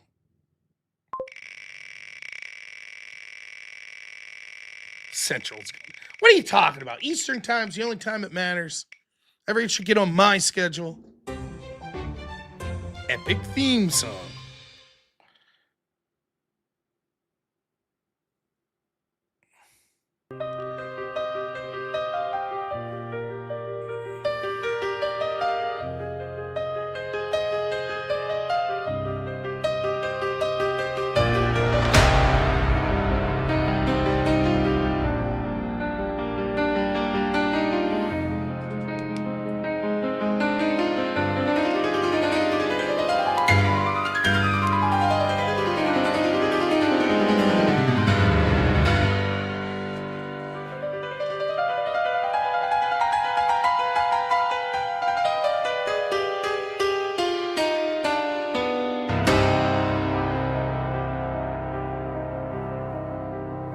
Where there's a whip,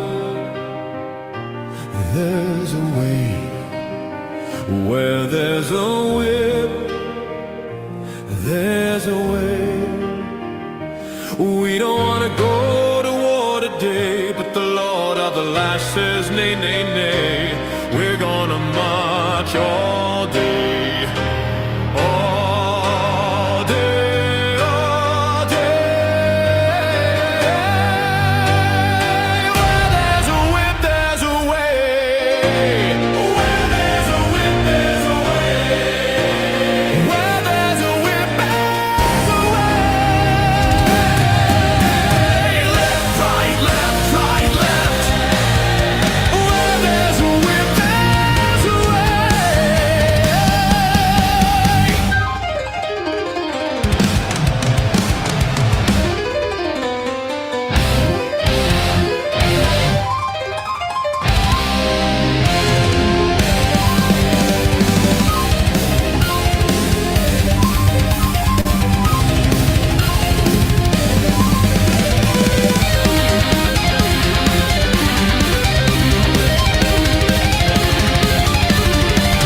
A crack on the back says we're gonna fight.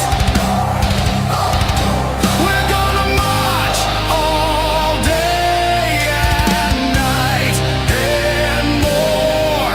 For we are the slaves of the dark lords.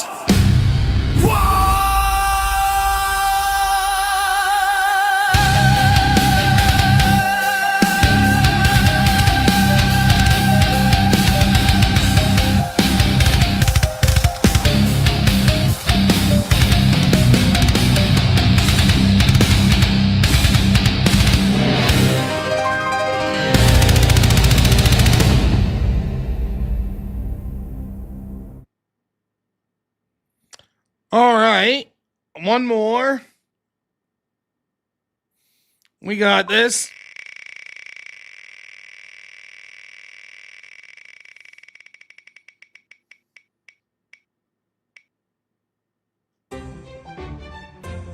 Oh, of course. Iron Bieber. Yeah.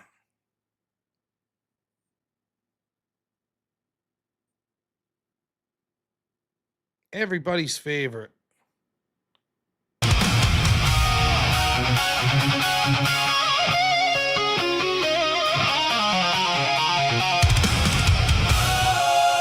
Where there's a whip, there's a way.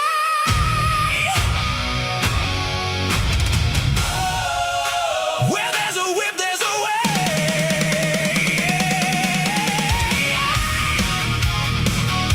Left, right.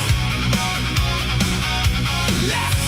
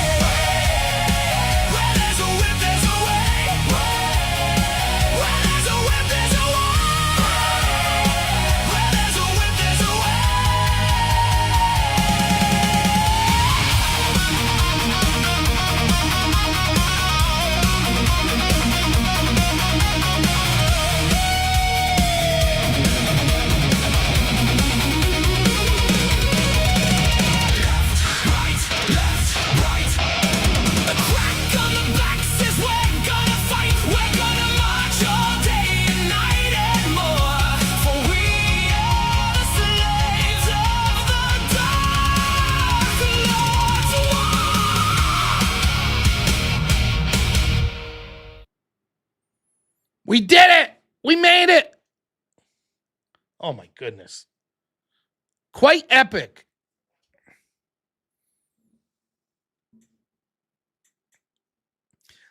One more thing I think I'll say while we stall to see if anyone else wants to donate. I do have some things coming up in the background.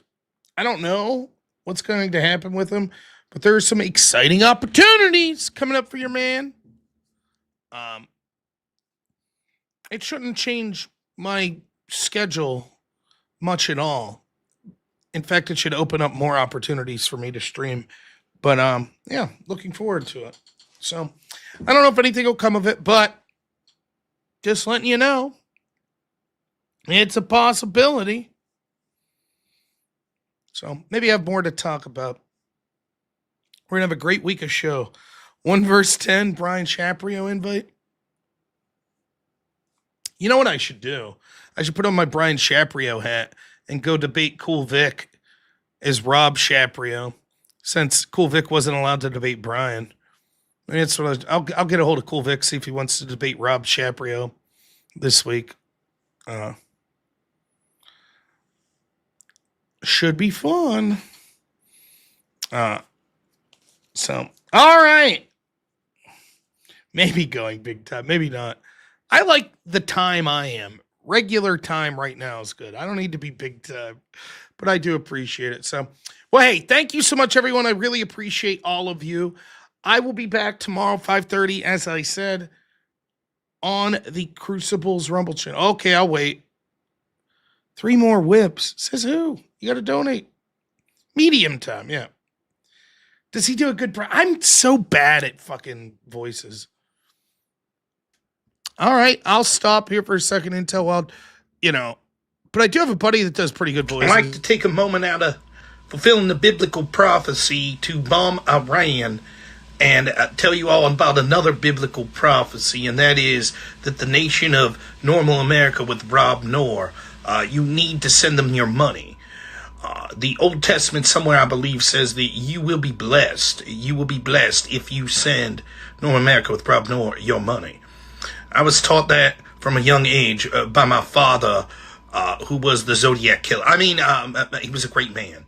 Now, if you'll excuse me, I have to go to Cancun and plan to get away from all you anti-Semites. I'm planning for the more bombing of Iran and Israel. Israel's just the best. Israel and normal America with robnoerr. Please send all your money there. Thank you. Thank you, Ted Cruz. And thank you, Intel Wild. Look at this guy. $100. What a legend. Says, wait a second. Intel's speaking last. Thank you. Unreal. And then Caleb as well becomes a member. 14 months. Rob goes to Hollywood. Intel Wild. 2 more songs. Wow, we're only $300 away from a Disney one. Yippee fucking Kanye. All right. Thank you, Intel Wild.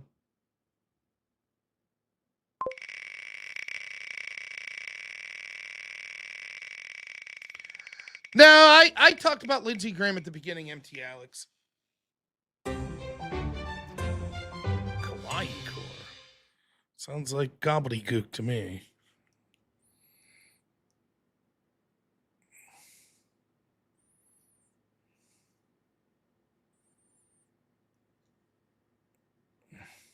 There's a way, where there's a whip, there's a way. We don't want to go to war today, but the Lord of the Last says, nay, nay, nay. We're gonna march all day, all day, all day. Where there's a whip, there's a way. Where there's a whip, there's a whip. Where there's a whip, there's a way. Where there's a whip, there's a way. Left, right, left, right. Where there's a whip, there's a way, left, right. A crack on the back says we're gonna fight. We're gonna march all day and night and more. For we are the slaves of the Dark Lord's war.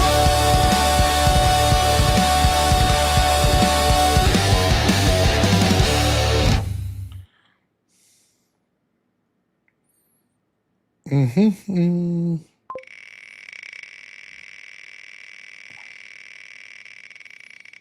Mm-hmm.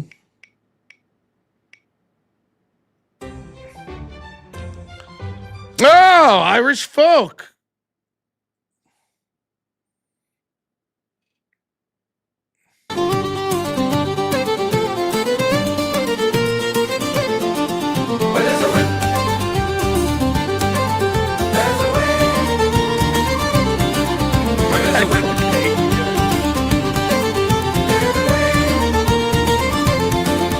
We do wanna go to war today, but the Lord of the Lash says nay, nay, nay. We're gonna march all day, all day, all day. Where there's a whip, there's a way. Where there's a whip, there is a way. Where there's a whip, there is a way. We're gonna march all day, all day, all day. Where there's a whip, there's a way.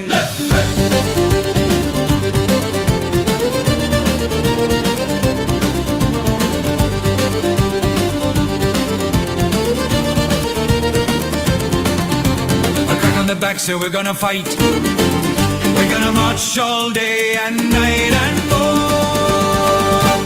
For we are the slave of the dark Lord's war. Where's the way? Where's the way? Where's the way? Where's the way? Where's the way?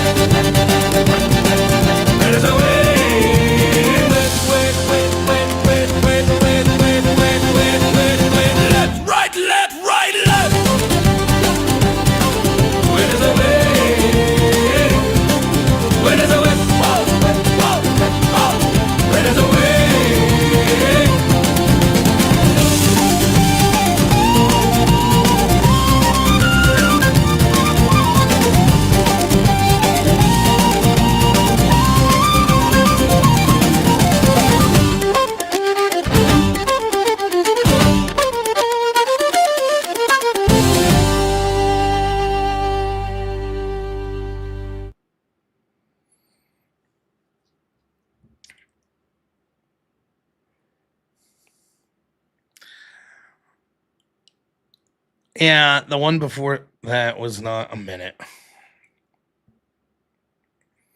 So I have another. I hope you're happy.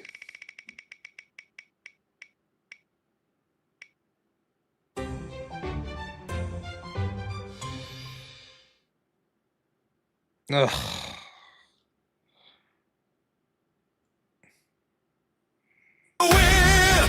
There's a way. Where there's a whip, there's a way.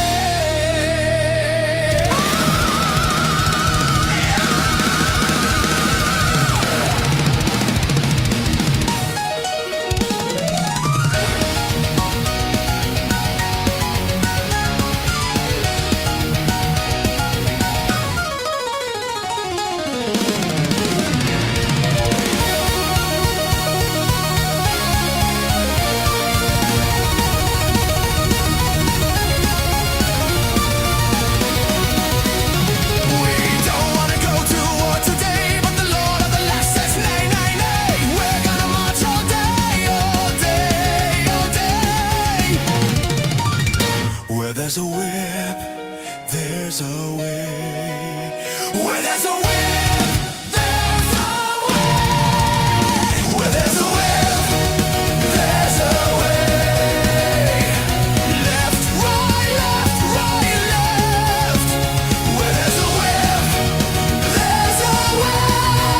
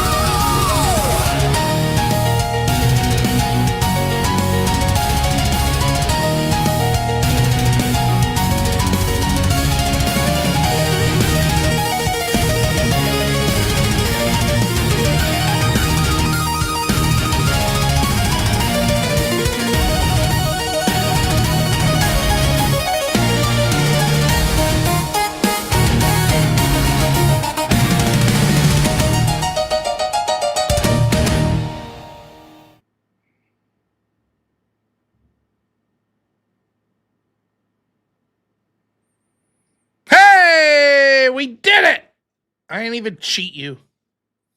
I did not cheat you all. I was going to not cheat anyways, but I wanted to see if anyone called it out. And of course they did. The mentors whip. I don't know what the mentors are.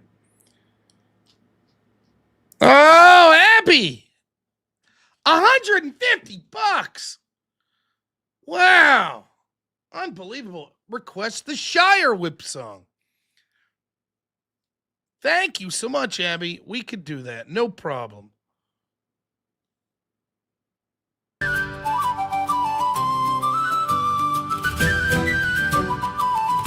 would help if I actually put it up, huh?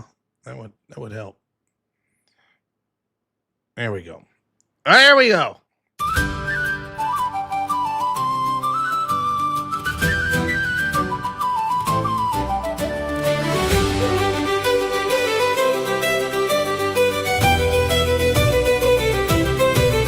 Where there's a whip, there's a way. Where there's a whip, there's a way. Left, right, left, right. We don't wanna go to war today, but the Lord of the Lash says nay, nay, nay. We're gonna march all day, all day, all day. Where there's a whip, there's a way. Where there's a whip, there's a way. Where there's a whip, there's a way. Where there's a whip, there's a way. Left, right, left, right.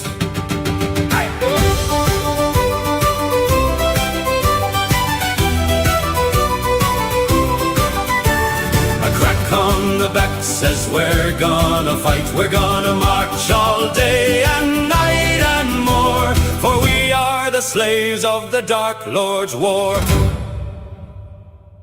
Hey, all right. Of course. Oh, shit. Look at this. The Pitts Paradox 50. That's actually, when you add Abby's, took us over 800. This takes us over 900. So that's actually 2 more. Unbelievable. We never hear that Shire one. I swear it's on the list. All right, here we go. 2 more. Only 100 away from the Disney one. Ugh. 90s pump bagpipes. Okay.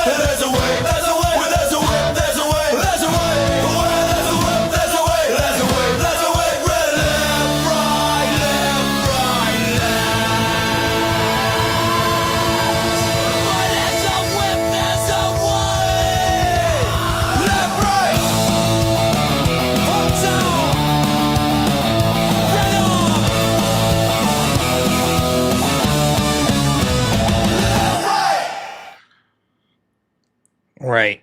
Now I have some controversy here. Oh, never mind. It works out. Hitakachi gives $100 on Rumble and says, "Did I hear Disney?" Now listen, the $1,000 is specific to Rumble or YouTube, so that'll play 2 whip songs, but it would not play the Disney one I was going to allow it, but it ends up not mattering because Kyle Strim then now gives $5, says when there's a whip. And then Daniel Graves, $100 says, "Oops, my finger slipped. I guess you're staying, sir." So I owed 1. Then I owe 2 for Daniel Grave, or I owe 1 Disney for Daniel Grave and another, and then 2 for Itakachi. So that is 4 plus a Disney.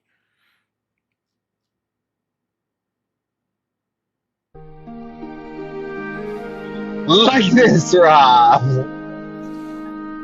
And like this. Wave your arms, Rob. Like you're floating. There's a way. We don't wanna go to war today, but the Lord of the Lash says, Welcome back, Rob. From Poker and Beer. Yeah! All day, all day, all day. Where there's a whip, there's a way.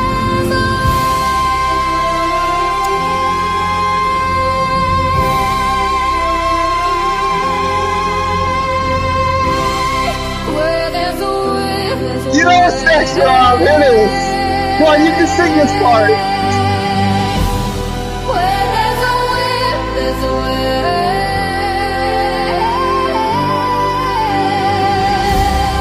Where there's a whip, left, right, Left, left, right, right, left, right,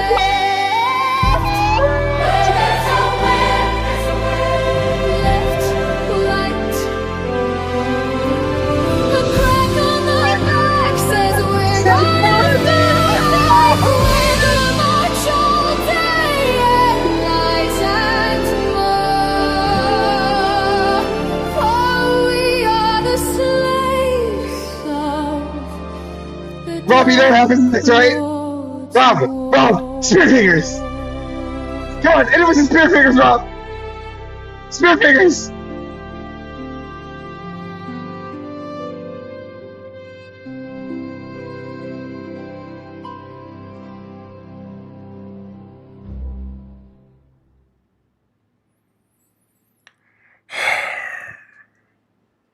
All right.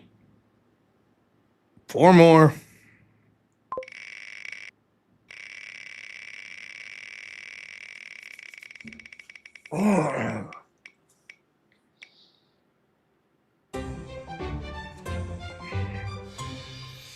Dark emo. That's how I feel. Dark emo.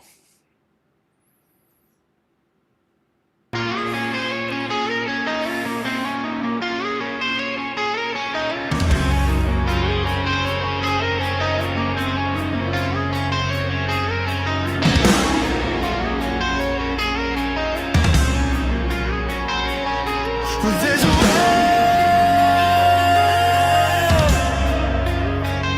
There's a way.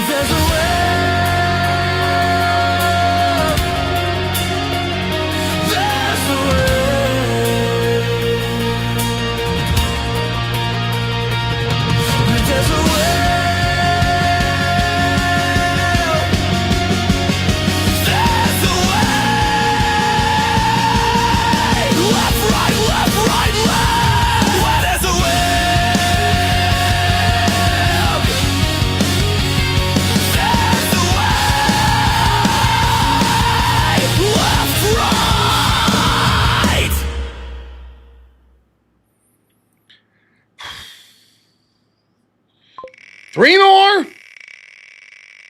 Oh, missing Good Time Sword Bear. Thanks for being a new member. Really appreciate it. Sorry this part of the show sucks. Oh, look, flamenco again.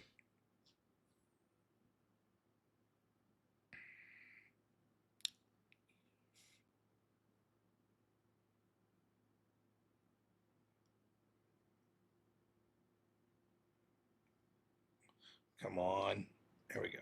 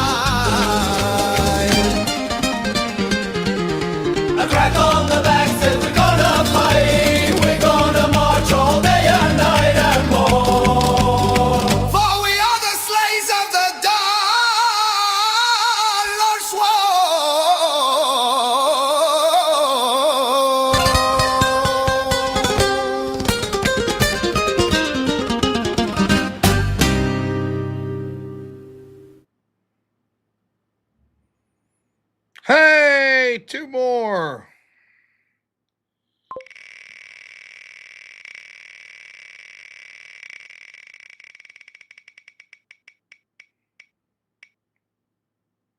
There's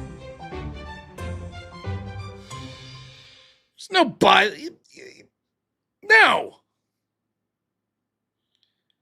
It's like you guys make me play the shit because I hate it.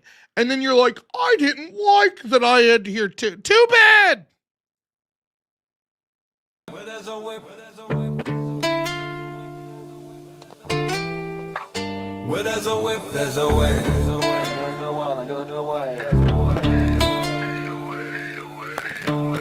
We don't wanna go to war today, but the Lord of the Lash says 999. We're gonna march all day, all day, all day, all day. Where there's a whip, there's a way. Where there's a whip, there's a way, there's a way, there's a way.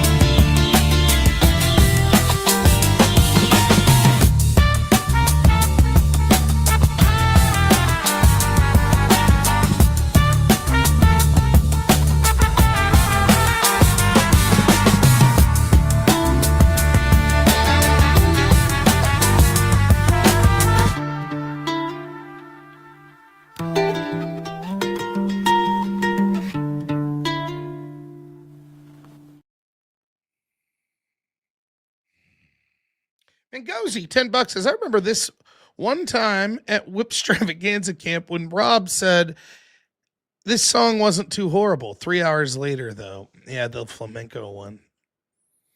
All right. I owe one more, I think.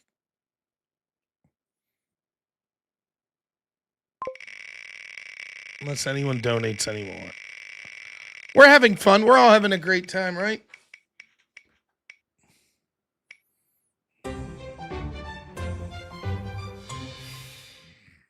Nursery. Whip.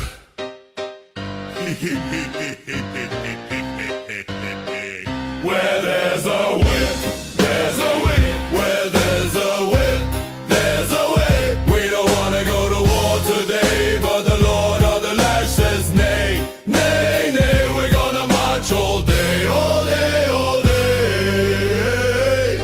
Where there's a whip, there's a whip.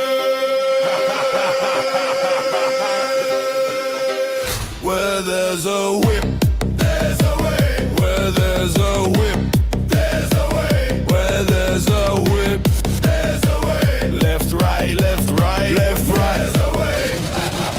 A crack on the back says we're gonna fight. We're gonna march all day and night and more. For we are the slaves of the Dark Lord's war.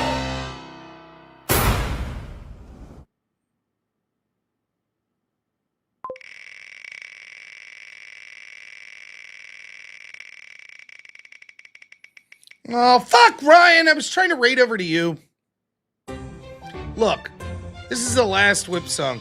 I will say this. The Whip song shit's stupid. It is. But at least I don't have my mic turned off for 10 minutes while I'm reading super chats. Professional streamer Ryan Mullally, everyone. Yeah, that's right. He has to have people call and remind him, you need a microphone to stream, Ryan. Mr. Bill and Terriac are live. Okay, that's we'll get you sorted out. Now tomorrow I have a show with Ryan, Law and Order at 8 p.m. Eastern. We'll see what we could do. I'm gonna try to line up a debate for us. We'll get some of these characters on, these Tyler Robinson characters. I don't think I'll have much success, but I think Ryan's just too mean. They don't want to debate Ryan because he's so mean. So I was like, well, I'm very friendly. You can come on the show. I even wore a collared shirt today. All right. I owe this stupid song. I actually translated this one. There's a way. There's a way. No! No! No.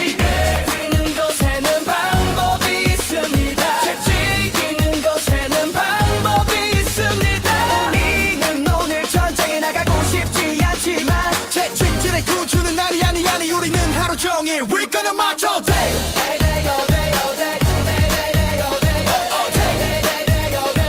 하루 종일 행진할 거야. 됐습니다. 책이 있는 곳에 길이 있습니다. 책이 있는 곳에는 방법이 있습니다. 책이 있는 곳에는 방법이 있습니다. 책이 있는 곳에는 방법이 있습니다. 왼쪽 오른쪽 왼쪽 오른쪽 왼쪽.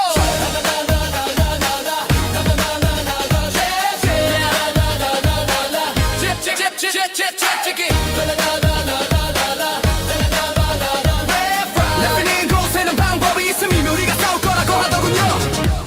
우리는 밤낮으로 행진할 것입니다.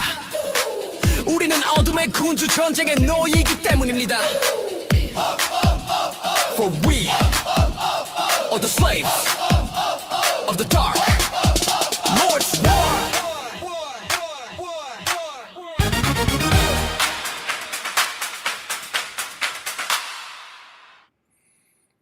Ryan Mullally, noted microphone enthusiast, sends $10 in and says, raid equals 2 more whips. That's the law. That is not the law, my friend. I am so sorry. Maybe if you would have called in and said it, but we all know you wouldn't be able to figure out the mic anyways. 10 minutes, Ryan. 10 minutes. Are you not looking at your chat that's sitting there yelling? Literally, people came to my channel and was like, can you get a hold of Ryan and tell him he's muted? I don't know, man. I think some of the Candace Owens acolytes could take Ryan in a debate. He'd probably be making good points. Unfortunately, his mic wouldn't be on. They'd be like, well, it's much easier than I anticipated. Oh, man. Candace Owens wouldn't forget to turn her mic on.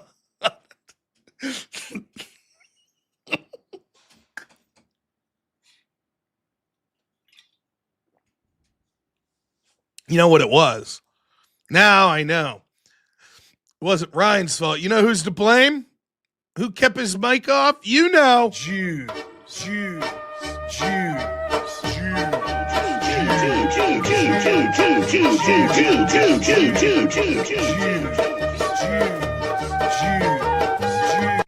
Now I'm good. Now I'm speaking the truth. Finally, we get to the bottom of it. Damn. They're even going after Ryan. It's unfortunate. My goodness. All right. Now, I just got back. I was in D.C., so I just drove back. So I have to unpack. So I am going to wrap up the show if there's no more donations coming, which is perfectly fine because everyone's been incredibly generous today. It would be fine even if you weren't generous. I like you all. You guys are great. Yeah. Can you believe it? Even my Law and Order co-host, Ryan Mullally, Israel's even after him. They got done with Ro Khanna, immediately moved on to Ryan Mullally. Sons of bitches. We got to do something about this. All right, tomorrow, 5:30 to 6:30, right? I'll be on the Crucible Rumble channel doing the extravaganza. 8 o'clock, I think, Law and Order. And then after that, I'll probably stream till 1 or 2 in the morning, as usual. I don't play D&D. I don't play D&D with anyone anymore. I'm busy. I'm a busy man. So, all right, I got to get some sleep. I don't know if you knew this, but at a bachelor party, I didn't even drink yesterday. We did play poker, so I was up until like 2. And then the other thing is I had to sleep on a couch. So I didn't sleep very well last night. So I'm a little tired. So I'm going to end the stream here. I'm going to go downstairs, unpack my bag, get a shower. Here's another thing. I need to invest in a better traveling toothbrush. I think I probably just went to Walmart and bought like the pack of like 10 toothbrushes. It's not the same. So I'm very pleased to use my personal toothbrush tonight. It's got the soft bristles just like I like it. So that's the plan here tonight. I didn't say send more money. I don't need to unpack. If people send more money, rules are rules, but I do need to unpack and I need to get some sleep. I do. I got a big week coming. So, yeah, we're going to raid Teriak. Look, we talked again today about conspiracy theories and all these people going after the Kirks. Never forget what they did to Charlie Kirk. They assassinated him. They mocked his wife. They insulted him in his memory. His children will see that as they grow up. It's horrific. Don't forget that that's what the left would do to anyone that stands in their way of power.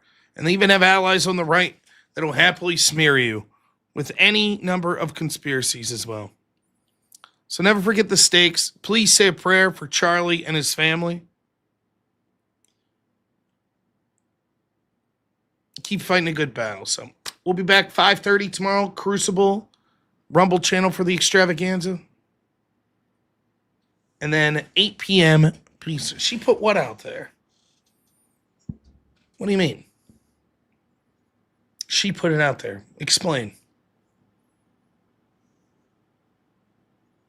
I'll hold off on the outro until I'm interested. What's the explanation? She put it out there. Like Erica put what out there? Yeah, also a good point. Guess who from Twitch? Regardless of what you thought of Lindsey Graham. Look, I'm not going to shit on you if you hated him and you want to make fun of him. That's fine. But prayers out to his family. But I'm interested. Well, she put it out there. What did you mean by that statement?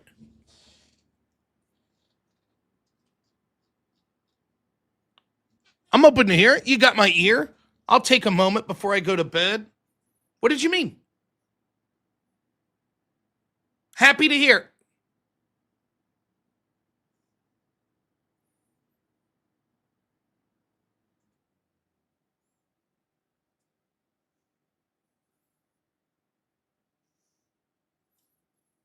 You don't have to be afraid. Tell me your honest thought. Let's hear it.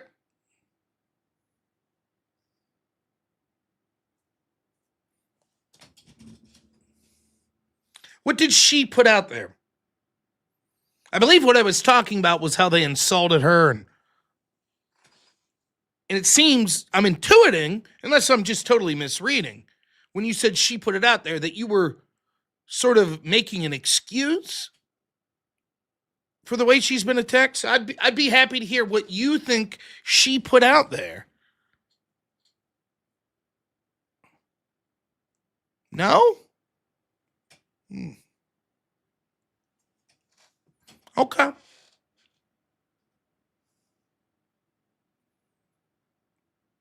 Always big talkers. Big toppers until you want to actually have a conversation with them. Then they clam up. Don't have much to say, right? Daniel Graves, thanks for the 20. Says, fun idea, Baldur's Gate playthrough and whip songs. I don't know that I'm that fun to watch play video games. I'm pretty poor at them. And Baldur Answergard gives 100 somethings. Thank you, my friend.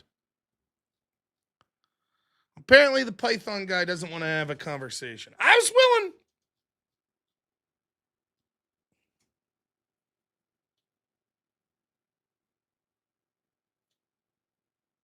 Kyle swam the now. Thanks for $5. Says, are we doing this? Doing what?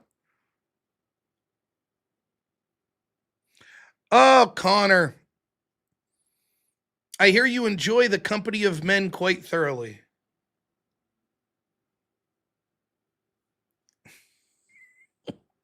Yes, me and my son were playing a dinosaur game today. It was fun. Unfortunately, we live in look, nothing makes me prouder than my wife and my son. I think they are the greatest. And I would happily share some of our awesome interactions, but we live in a psychotic world. And so unfortunately I try to keep images and stuff of my son and even my wife offline because look how they treat Erica Kirk and her family. Thank you to Pix Paradox for the 50. Says gonna try. Okay. That's another whip song. I'll still never get this. I have no fucking clue what's wrong with you people. I'm appreciative. I really am for the support, but I do not get it. These whip songs are the dumbest fucking thing ever. They are so aggravatingly annoying. But if you want another one, I don't even know this one. Work song.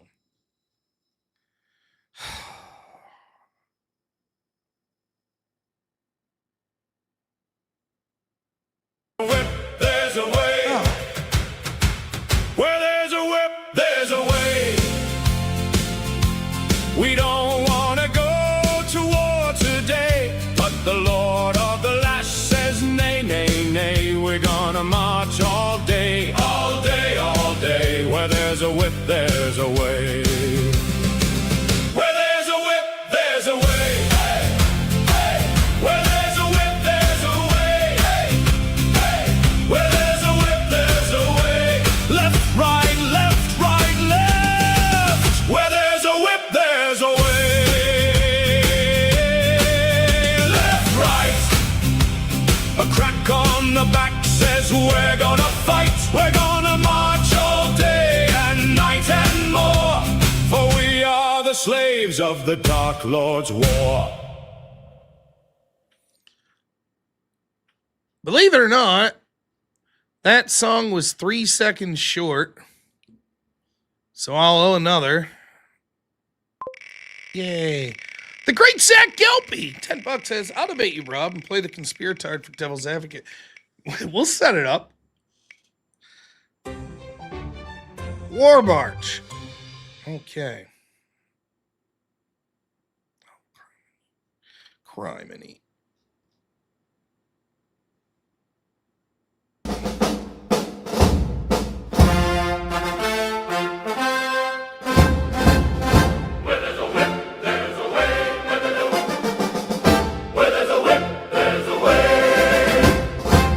We don't want to go to war today, but the Lord of Lash says nay, nay, nay. We're gonna march all day, all day, all day. Where there's a whip, there's a way. Where there's a whip, there's a way. Where there's a whip, there's a way. Where there's a whip, there's a way. Left, left, right, left. Where there's a whip, there's a way. Left, right.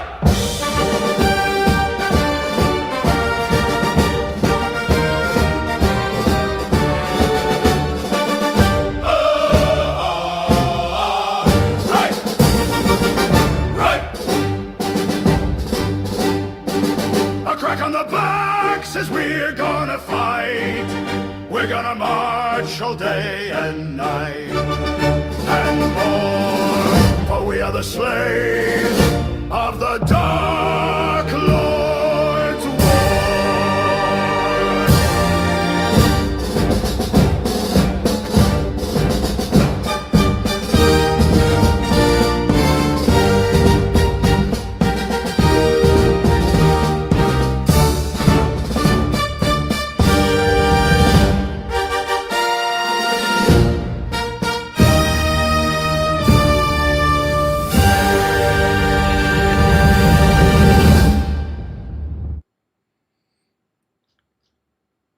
And Zach, another $10 says, at least you'll debate someone who has an IQ north of 70.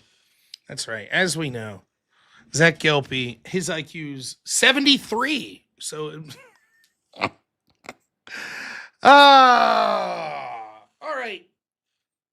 Can I finally go brush my teeth? I think we're at that point of the night.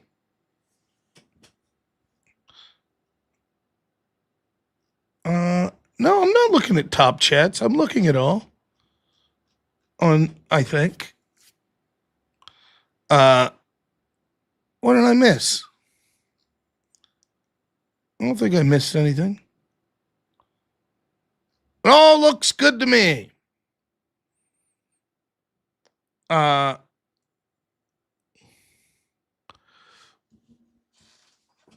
Man.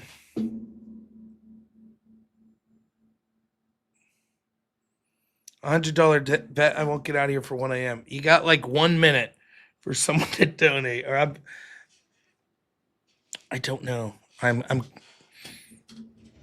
bed sounds so great right now.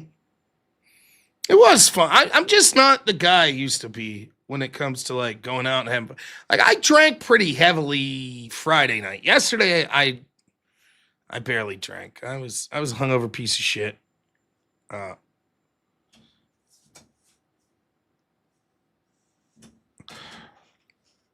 You don't get tired of the whips. Ugh.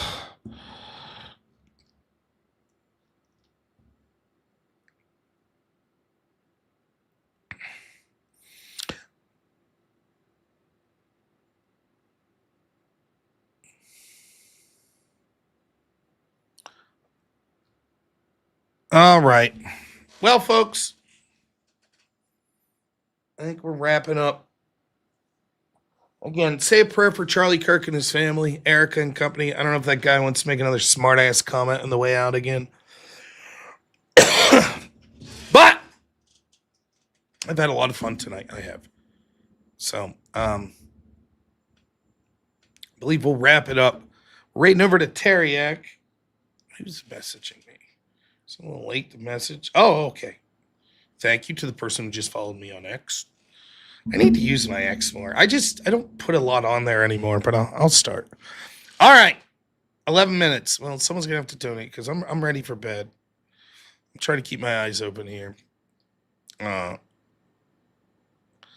again, thank you, everyone. 5:30 tomorrow, Crucible, Rumble channel, The Extravagant. I saw that eclectic journalist. I didn't want to say your name, though, just in case you want. But thank you. Crypto tips, blockchain. That's all I have to say. You know what to do. All right.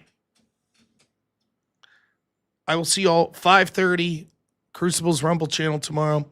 And then I'll be back at 8 o'clock for Law and Order. Thank you so much, everyone. You guys are the best.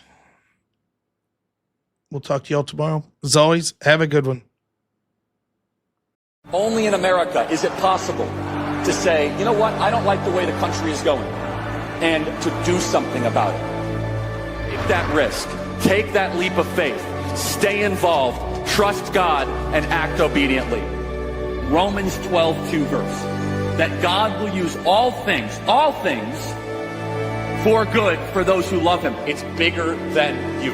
I want you to remember that. It is bigger than you. It's bigger than me. You are here to make somebody else's life better, the pursuit of liberty and freedom. You know what gives me strength? The hundreds of thousands of you that say, Charlie, keep going.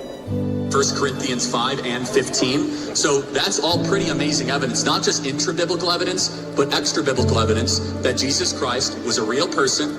He lived a perfect life. He was crucified, died, and rose on the third day, and he is Lord and God of all.